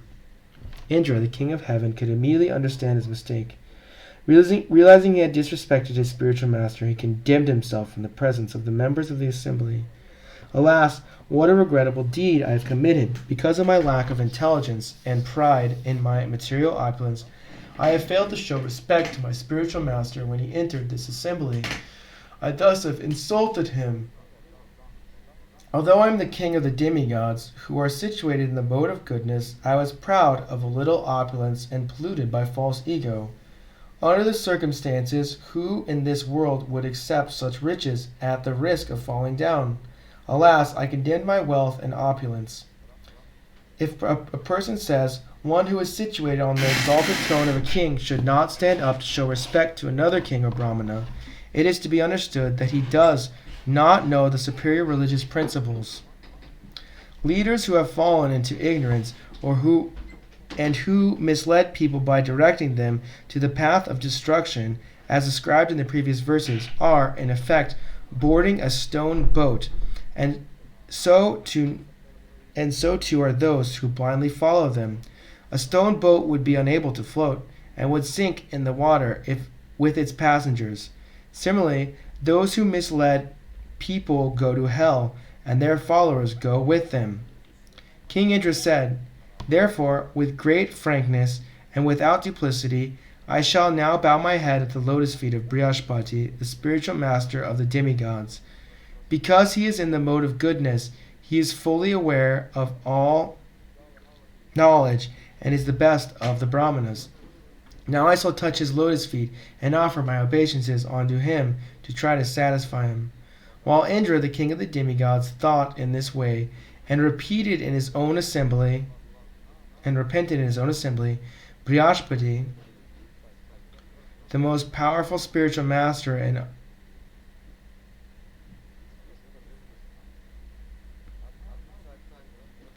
spiritually more powerful than King Indra. Although Indra searched vigorously with the assistance of the other demigods, he could not find Brihaspati. Then Indra thought, "Alas, my spiritual master has become dissatisfied with me, and now I have no means of achieving good fortune." Although Indra was surrounded by demigods, he could not find peace of mind. Hearing of the pitiable condition of Indra, the demons, following the instructions of their guru, Shukracharya, equipped themselves with weapons and declared war against the demigods. The demigods' heads, thighs, and arms, and other parts of their bodies were injured by the sharp arrows of the demons. The demigods, headed by Indra, saw no other course than to immediately approach Lord Brahma with bowed heads for shelter and proper instruction. When the most powerful Lord Brahma saw the demigods coming toward him, their bodies gravely injured by arrows of the demons, he pacified them by his great causeless mercy and spoke as follows. Lord Brahma said, "O best of the demigods, unfortunately, because of madness resulting from your material opulence, you failed to receive Brihaspati properly when he came to your assembly. Because he is aware of the Supreme Brahman and fully in control of his senses, he is the best of the Brahmanas. Therefore, it is very astonishing that you have accepted impudently toward him. You've acted impudently toward him. Because of your misbehavior toward Brihaspati, you have been defeated by the demons. My dear demigods, since the demons were weak, having been defeated by you several times, how else could you, who were so advanced in opulence, be defeated by them? O Indra, your enemies, the demons, were extremely weak because of their disrespect toward Shukracharya. But since they have now worshipped Shukracharya with great devotion, they have again become powerful. By their devotion to Shukracharya, they have increased their strength so much that they are even able to easily seize my abode from me. Because of their firm determination to follow the instructions of Shukracharya, his disciples, the demons are now unconcerned about the demigods. In fact, kings or others who have determined faith have the mercy of Brahma, cows in the Supreme Personality of Godhead, Krishna, and who always worships. These three are always strong in their position. O demigods, I instruct you to approach Vishvarup, the son of Tvashta, and accept him as your guru. He is a pure and very powerful Brahmana, undergoing austerities and penances. Pleased by your worship, he will fulfill your desires, provided that you tolerate his being inclined to side with the demons. Srila Shukadev Goswami continued, thus advised by Lord Brahma and relieved of their anxieties, all the demigods went to the sage Vishvarup, the son of Tvashta, my dear king. They embraced him and spoke as follows. The demigods said, Beloved Vishvarup, may there be all good fortune to you. We, the demigods, have come to you, your ashram, as your guests. Please try to fulfill our desires according to the time, since we are on the level of your parents. O Brahmana, the highest duty of a son, even though he has sons of his own, is to serve his parents, and what to speak of a son who is a brahmachari. The Acharya, the spiritual master who teaches all Vedic knowledge and gives initiation by offering the sacred thread, is the personification of all the Vedas. Similarly, a father personifies Lord Brahma, a brother King Indra, and a mother the planet Earth, and his sister Mercy. A guest personifies religious principles. An invited guest personifies the demigod Agni, and all living entities personify Vishnu, the Supreme Personality of Godhead. Dear son, we have been defeated by our enemies, and therefore we are very much aggrieved. Please mercifully fulfill our desires by relieving our distress through the strength of your austerities. Please fulfill our prayers.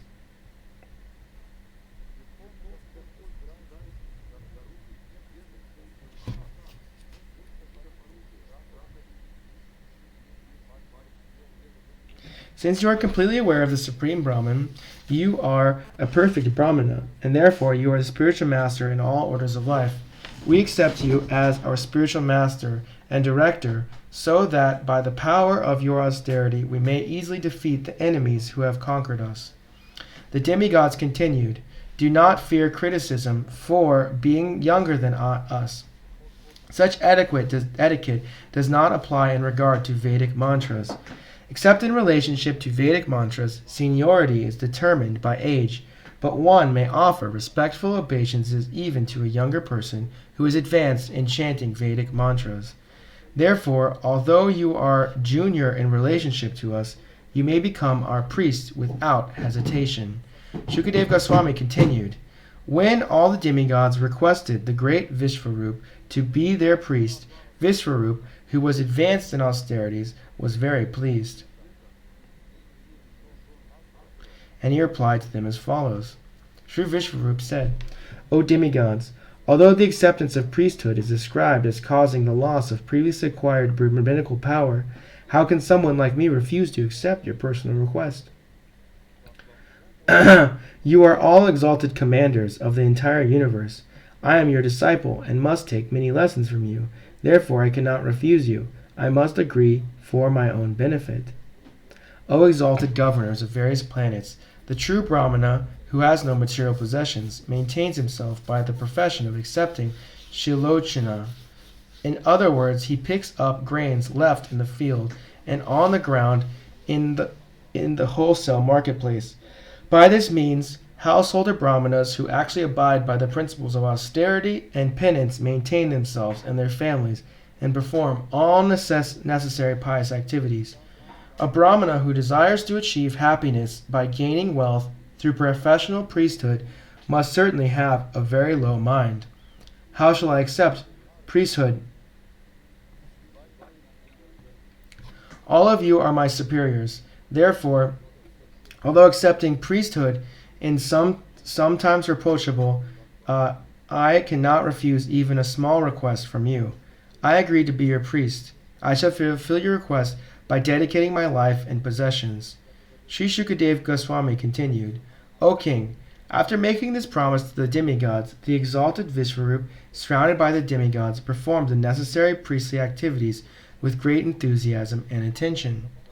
The opulence of the demigods, of the demons, who were generally known as the enemies of the demigods, was protected by the talents and tactics of Shukracharya. But Vishvarup, who was most powerful, composed a protective prayer known as the Narayana Kavacha. By this intelligent mantra, he took away the opulence of the demons and gave it to Mahindra, the king of heaven. Vishwarup, who was most liberal, spoke to King Indra, Sahasraksha, the secret hymn that protected Indra and conquered the military power of the demons. End of chapter 7. Indra offends the spiritual master, Brihaspati. Chapter 8. Narayana Kavacha Shield. King Parikshit inquired from Shukadev Goswami, "My lord, kindly explain the Vishnu mantra armor that protected King Indra and enabled him to conquer his enemies along with their carriers and enjoy the opulence of the three worlds. Please explain to me that Narayana armor by which King Indra achieved success in battle, conquering the enemies who were endeavoring to kill him." Sri Shukadev Goswami said, King Indra, the leader of the demigods, inquired about the armor known as the Narayana Kavacha from Vishwarup, who was engaged by the demigods as their priest. Please hear Vishwarup's reply with great attention. Vishwarup said, "If some form of fear arrives, one should first wash his hands and legs clean, and then perform Achaman by chanting this mantra, Om Apavitra Pavitro Va Savavastam Gato Piva Ya Samarit Pundarikshaksham Sabaya Bayantachara Parasuchaha Sri Vishnu, Sri Vishnu, Sri Vishnu. Then one should touch kusha grass and sit gravely and silently facing the north. When completely purified, one should touch the mantra composed of 8 syllables to the 8 parts of his body, and touch the mantra composed of 12 syllables to his hands. Thus, in the following manner, he should bind himself with the Narayana coat of armor. First, while chanting the mantra composed of the 8 syllables Om Namo Narayanaya, beginning with the pranavas and the syllable Om, one should touch his hand to the 8 parts of his body, starting with the 2 feet and progressing systematically to the knees, thighs, abdomen, heart, chest, mouth, and head. Then one should chant the mantra in reverse, beginning from the last syllable Ya, while touching the parts of his body in reverse order. These 2 processes are known as Utpati Nyasa and Samhara Nyasa, respectively. Then one should chant the mantra composed of the 12 syllables Om Namo Bhagavate Vasudevaya, preceding each syllable by the Omkara. One should place the syllables of the mantra on the tips of his fingers, beginning with the index finger of the right hand and concluding with the index finger of the left. The 4 remaining syllables should be placed on the joints of the thumbs. One must then chant the mantra of 6 syllables, Om Vishnave Namaha. One should place the symbol Om on his heart and the symbol V on the top of his head, and the syllable Sa between his eyebrows, the syllable Na on the tuft of his hair, Shika, and the syllable Ve between his eyes. The chanter of the mantra should then place the syllable Na on all joints of his body and meditate on the syllable Ma as being a weapon. He should thus become the perfect personification of the mantra. Thereafter, adding Visarga to the final syllable Ma, he should chant the mantra Maha Astraya Prahat in all directions, beginning from the east. In this way, all directions will be bound by the protective armor of the mantra. After finishing this chanting, one should think himself qualitatively one with the Supreme Personality of Godhead, who is full in 6 opulences and is worthy of being meditated upon. Then one should chant the following protective prayer to Lord Narayana, the Narayana Kavacha. The Supreme Lord, who sits on the back of the bird Garuda, touching with him with his lotus feet, holds 8 weapons: the conch shell, disc, shield, sword, club, arrows, bows, and rope. May that Supreme Personality of Godhead protect me at all times with his 8 arms. He is all-powerful because he possesses the 8 mystic powers, Anima, Lagima, and so on. May the Lord, who assumes the body of a great fish, protect me in the water of the fierce animals that are associated by the demigods Varuna. By expanding his illusory energy, the Lord assumed the form of the dwarf Vamana. May Vamana protect me on the land. Since the gigantic form of the Lord Vishvarup conquers the three worlds, may he protect me in the sky. May Lord Nrsimha, who appeared as the enemy of Hiranyakashipu, protect me in all directions. His loud laughing vibrated in all directions and caused the pregnant wives of the Asuras to have miscarriages. May that Lord be kind enough to protect me in difficult places like the forest and battlefront. The supreme indestructible Lord is ascertained through the performance of the ritualistic sacrifices and is therefore known as Yageshvara. In his incarnation as Lord Boar, he raised the planet Earth from the water at the bottom of the universe and kept it on his pointed tusks. May that Lord protect me from the rogues on the street. May Purusharam protect me from the tops of the mountains, and may the elder brother of Bharat, Lord Ramachandra, along with his brother Lakshmana, protect me in foreign countries. May Narayana protect me from unnecessarily following false religious systems and falling from my duties due to madness.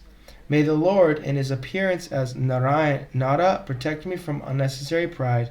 May Lord Dattatreya, the master of all mystic power, protect me from falling while performing bhakti yoga. And may Lord Kapila, the master of all good qualities, protect me from the material bondage of fruitive activities. May Sanat Kumar protect me from the lusty desires as I begin some auspicious activity. May Lord Hayagriva protect me from being an offender by neglecting to offer my respectful obeisances to the Supreme Lord. May Devarishi Narada protect me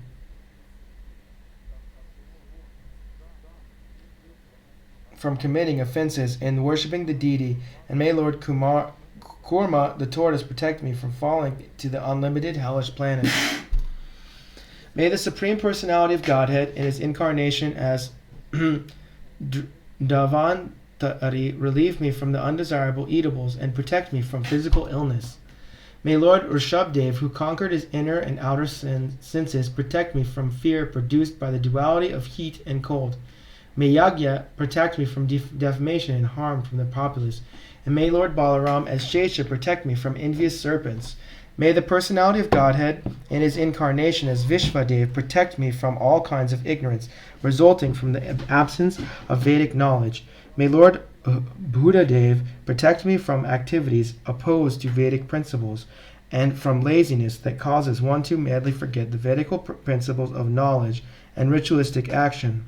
May Kalki Dev, the Supreme Personality of Godhead, who appeared as an incarnation to protect religious principles, protect me from the dirt of the age of Kali. May Lord Keshava protect me with his club in the first portion of the day, and may Govinda, who is always engaged in playing his flute, protect me in the second portion of the day. May Lord Narayana, who is equipped with all potencies, protect me in the third part of the day. And may Lord Vishnu, who carries a disc to kill his enemies, protect me in the fourth part of the day. May Lord Madhusudana, who carries a bow, very fearful for the demons, protect me during the fifth part of the day. And in the evening may Lord Madhava, appearing as Brahma, Vishnu, and Maheshvara, protect me in the beginning of the night. May Lord Hrishikesh protect me. At the dead of the night, in the second and third parts of the night, may Lord Padmanabha alone protect me. May the Supreme Personality of Godhead, who bears the Srivatsa on his chest, protect me after midnight until the sky becomes pinkish. May Lord Janardana, who carries his sword in his hand, protect me at the end of the night during the last 4 Ghatikas of night. May Lord Damodar protect me in the early morning, and may Lord Vishvara protect me during the junctions of day and night. Set into motion by the Supreme Personality of Godhead and wandering in all 4 directions, the disc of the Supreme Lord has sharp edges as destructive as fire of the devastation at the end of the millennium. As a blazing fire burns dry grass to ashes, and with the assistance of the breeze, may that Sudarshan Chakra burn our enemies to ashes.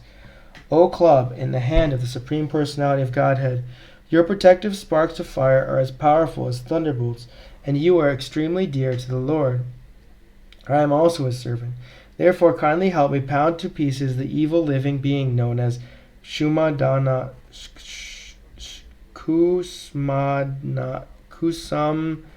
Kushmandas.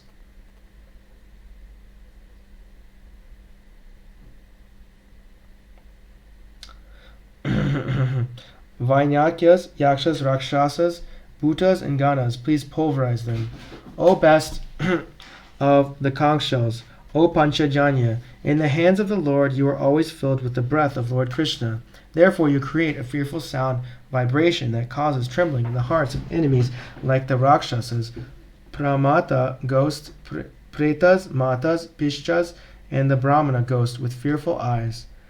O king of sharp-edged swords, you are engaged by the Supreme Personality of Godhead. Please cut the soldiers of my enemies to pieces. Please cut them to pieces. O shield marked with 100 brilliant moon-like circles, please cover the eyes of the sinful enemies. Pluck out their sinful eyes. May the glorification of the transcendental name, form, qualities, and paraphernalia of the Supreme Personality of Godhead protect us from the influence of the Supreme qualities and paraphernalia of the Supreme Personality of Godhead protect us from the influence of bad planets, meteors, envious human beings, serpents, scorpions, and animals like tigers and wolves. May it protect us from ghosts and the material elements like earth, water, fire, and air. And may it also protect us from lightning and our past sins. We are always afraid of these hindrances to our auspicious life. Therefore, may they all be completely destroyed by the chanting of the Hare Krishna Mahamantra. Lord Garuda, the carrier of Lord Vishnu, is the most worshipable Lord, for he is as powerful as the Supreme Lord himself. He is the personified Vedas and is worshipped by selected verses. May he protect us from all dangerous conditions, and may Lord Vishvakshena, the personality of Godhead, also protect us from all dangers by his holy names.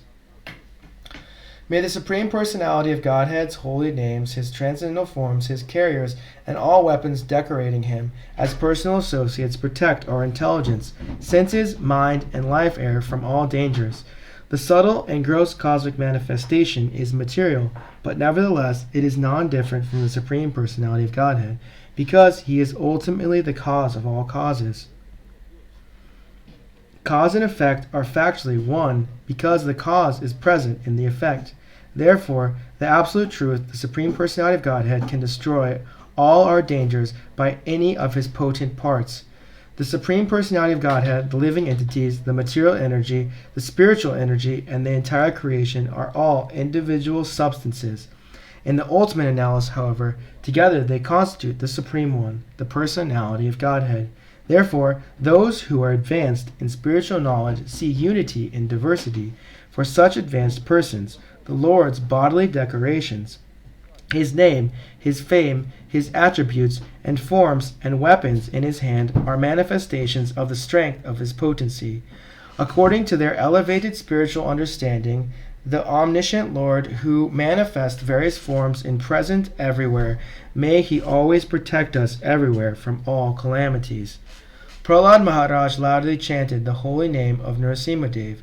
May Lord Narasimhadev, roaring for his devotee Prahlad Maharaj, protect us all from all fear of dangers created by stalwart leaders in the directions through poison, weapon, water, fire, air, and so on. May the Lord cover their influence by his own transcendental influence. May Narasimhadev protect us in all directions and in all corners, above, below, within, and without. Vishwarup continued O Indra, this mystic armor related to Lord Narayana has been described by me to you. By putting on this protective covering, you will certainly be able to conquer the leaders of the demons. If one employs this armor, whoever he sees with his eyes or touches with his feet is immediately freed from all above mentioned dangers. This prayer, Narayana Kavacha, constitutes subtle knowledge, transcendently connected with Narayana. One who employs this prayer is never disturbed or put in danger by the government, by plunderers, by evil demons, or by any type of disease. O King of Heaven, a Brahmana named Kaushika formerly used this armor when he purposely gave up his body in the desert by mystic power. Surrounded by many beautiful women, Chitraratha, the king of Gandharvaloka, was once passing in his airplane over the Brahmana's body at the spot where the Brahmana had died.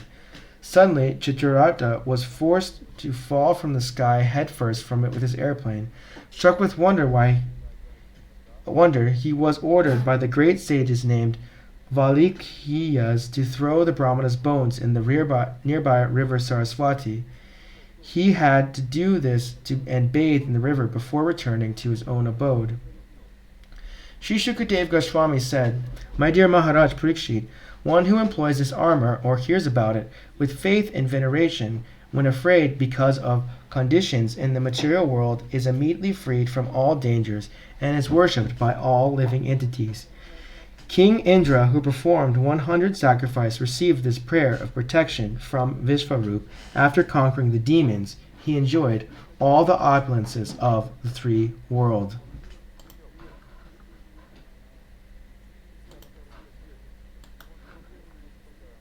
Черная исполинская фигура, похожая на гору, опаленную пожаром своим сиянием, напомнила пламенеющую на закате гряду облаков. Волосы на теле демона, его борода и усы цветом напоминали расплавленную медь, а его взгляд жег, как полуденное солнце.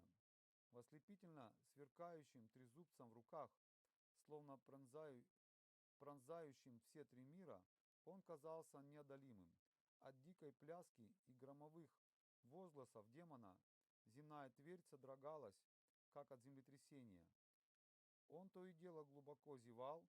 Казалось, что своей бездонной, как пещера, пастью он собирается поглотить весь небосклон, языком слизать с небесного свода все звезды, а острыми длинными зубами раздробить всю вселенную. При виде демона-великана все стали в ужасе разбегаться в разные стороны. Этот чудовищный демон, сын Твашты, силой своей аскезы смог заслонить собой все планетные системы, поэтому его прозвали Вритра, тот, кто заслоняет собой все. Полубоги во главе с Индрой бросили против Ритрасуры свое войско и обрушили на него всю мощь своих луков, стрел и другого Агни.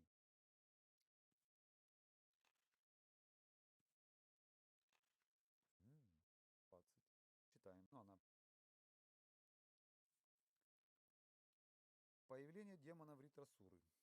Глава называется. Глава 9, 6 песня.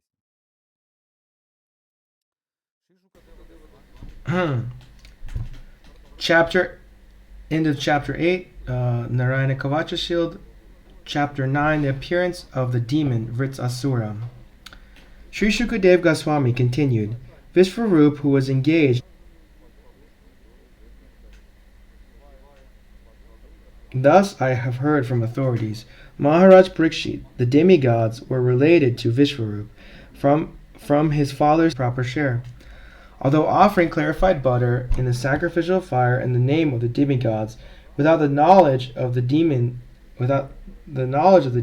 demigods, he also offered the oblations to the demons because they were his relatives through his mother. Once upon a time, however, the king of heaven, Indra, understood that Vishvarup was secretly cheating the demigods by offering oblations on behalf of the demons.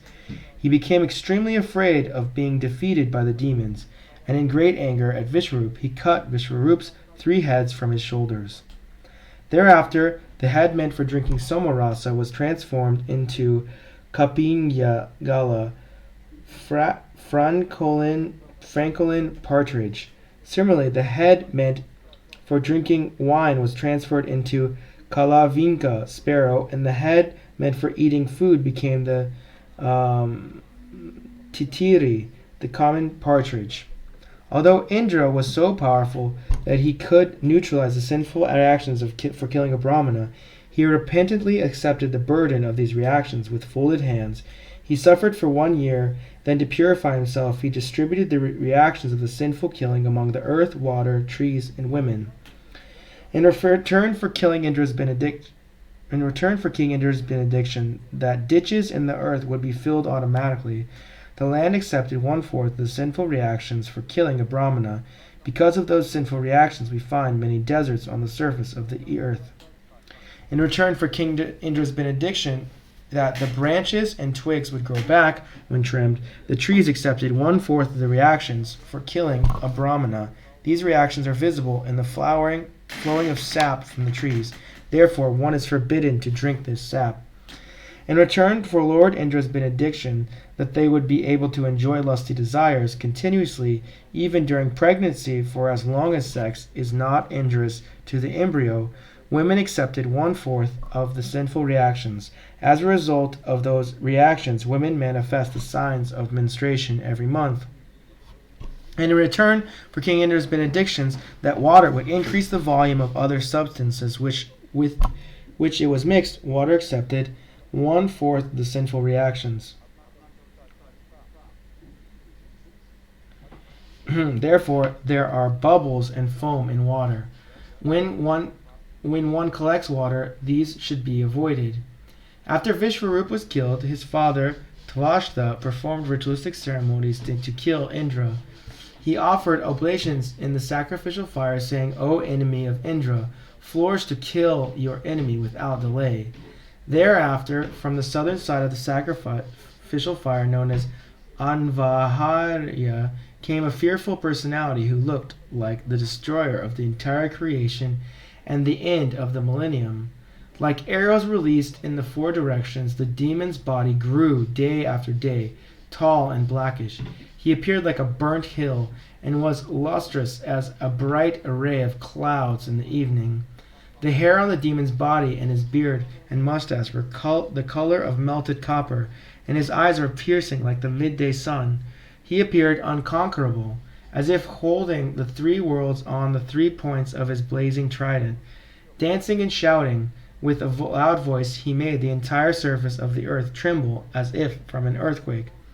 As he yawned again and again, he seemed to be trying to swallow the whole sky with his mouth, which was as deep as a cave.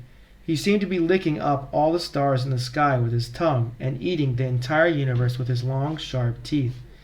Seeing this gigantic demon everywhere, everyone, in great fear, ran here and there in all directions. That very fearful demon, who was actually the son of Tvashta, covered all the planetary systems by dint of austerity. Therefore he was named Vrita, or one who covers everything. The demigods, headed by Indra, charged the demon with their shoulders, striking him with their own transcendental bows and arrows and other weapons, but Vritasura swallowed all their weapons. Struck with wonder and disappointment upon seeing the strength of the demon, the demigods lost their own strength. Therefore, they all met together to try to please the supreme.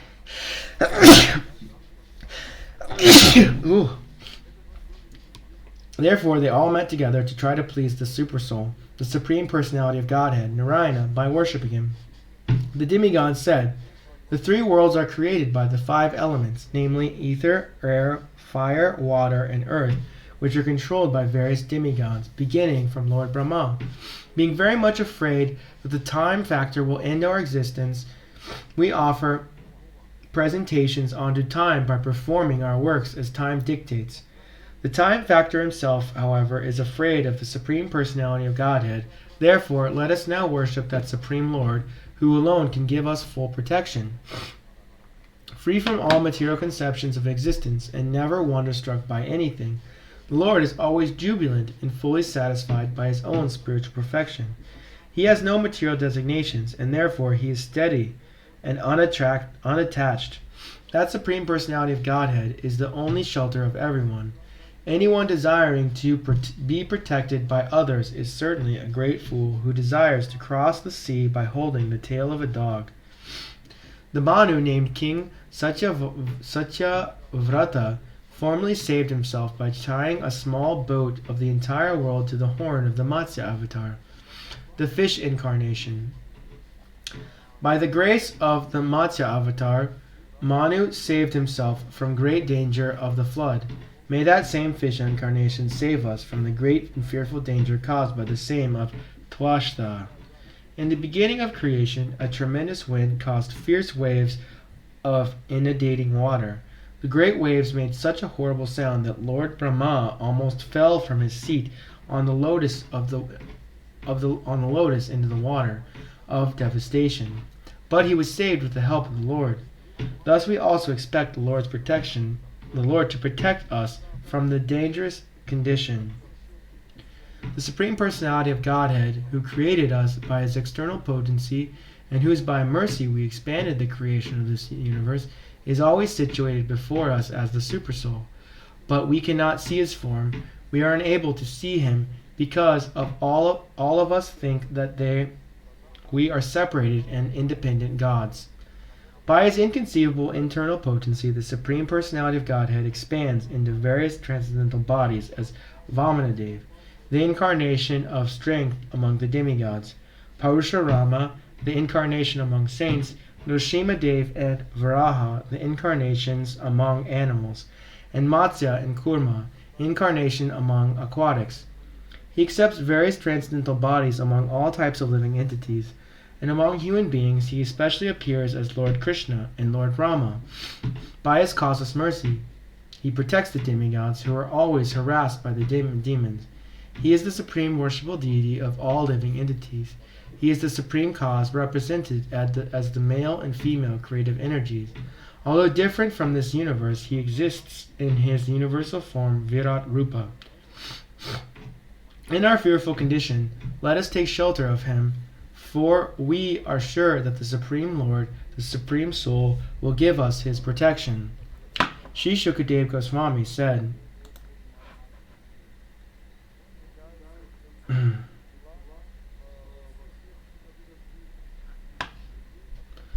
Sri Shukadev Goswami, my dear king, when all the demigods offered him their prayers, the Supreme Personality of Godhead, Lord Hari, carrying his weapons, the conch shells, disc, and club, appeared first within their hearts and then before them. Surrounding them and serving the Supreme Personality of Godhead, Narayana, were 16 personal attendants decorated with ornaments and appearing exactly like him, but without the mark of Srivatsa, the Kaustuba jewel. O king,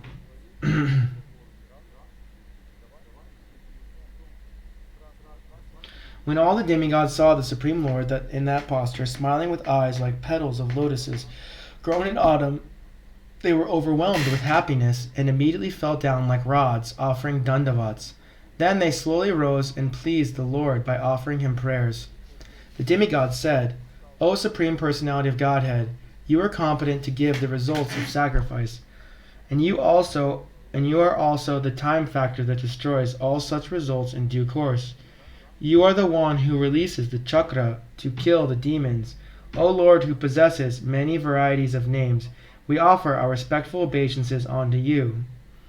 O Supreme Controller, the three destinations, promotion to heavenly planets, birth as a human being, and condemnation in hell.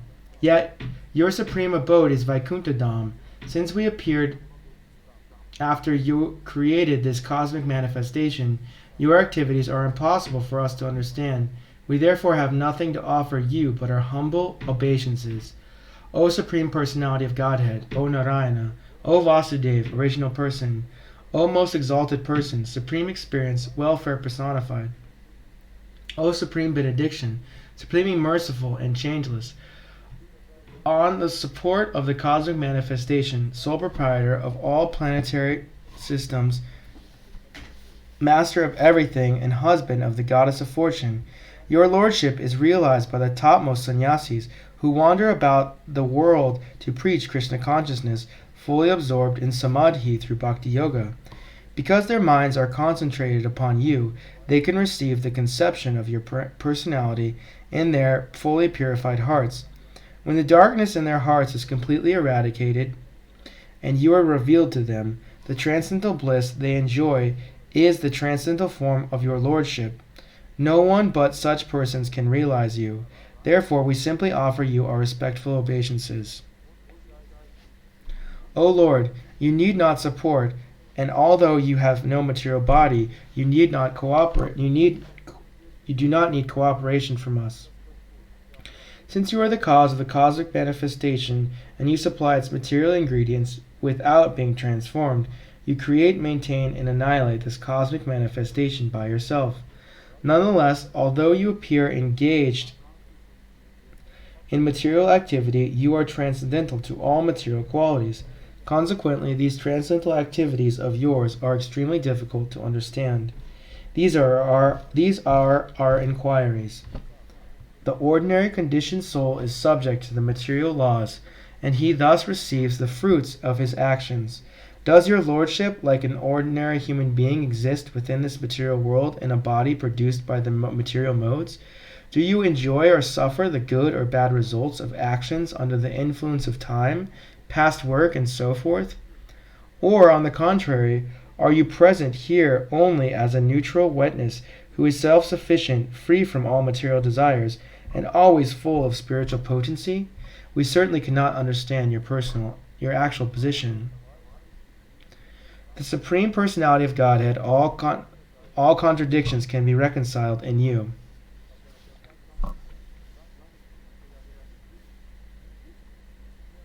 O Lord, since you are the Supreme Person, the reservoir of unlimited spiritual qualities, the Supreme Controller, your unlimited glories are inconceivable to the conditioned souls. Many modern theologians argue that right and wrong without knowing what is actually right. Their arguments are always false and their judgments inconclusive, because they have no authorized evidence with which to gain knowledge of you. Because their minds are agitated by scriptures containing false conclusions, they are unable to understand the truth concerning you. Furthermore, because of polluted eagerness to arrive at the right conclusion, their theories are incapable of revealing you, who are transcendental to their material conceptions.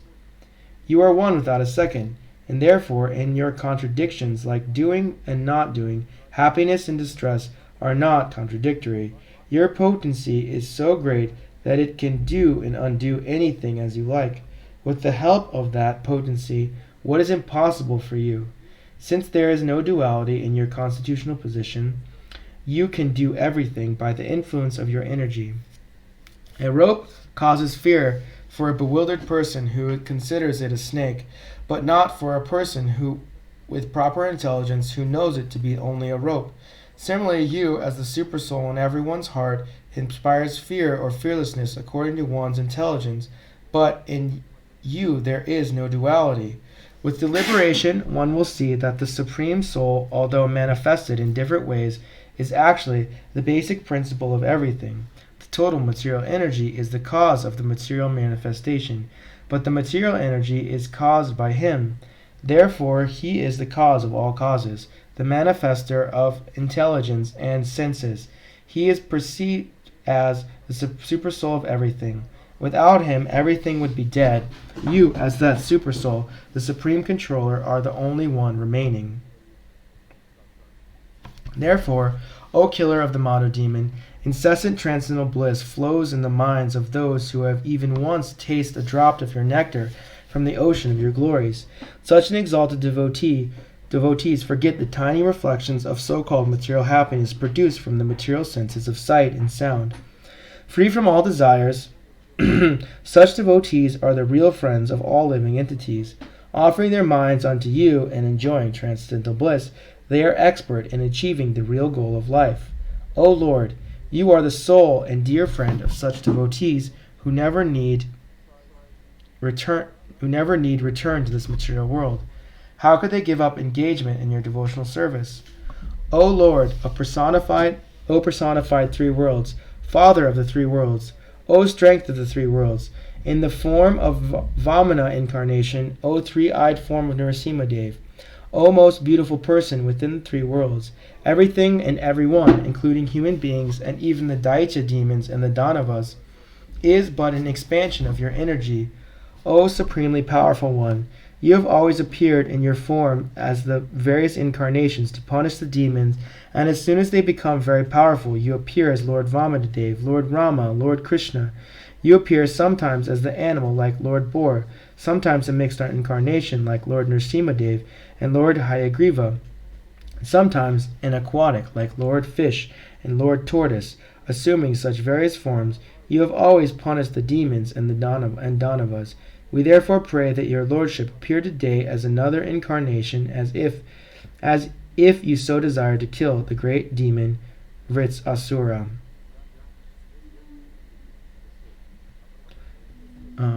We will stop there. I unfortunately have to go. Thank you, everyone, for listening.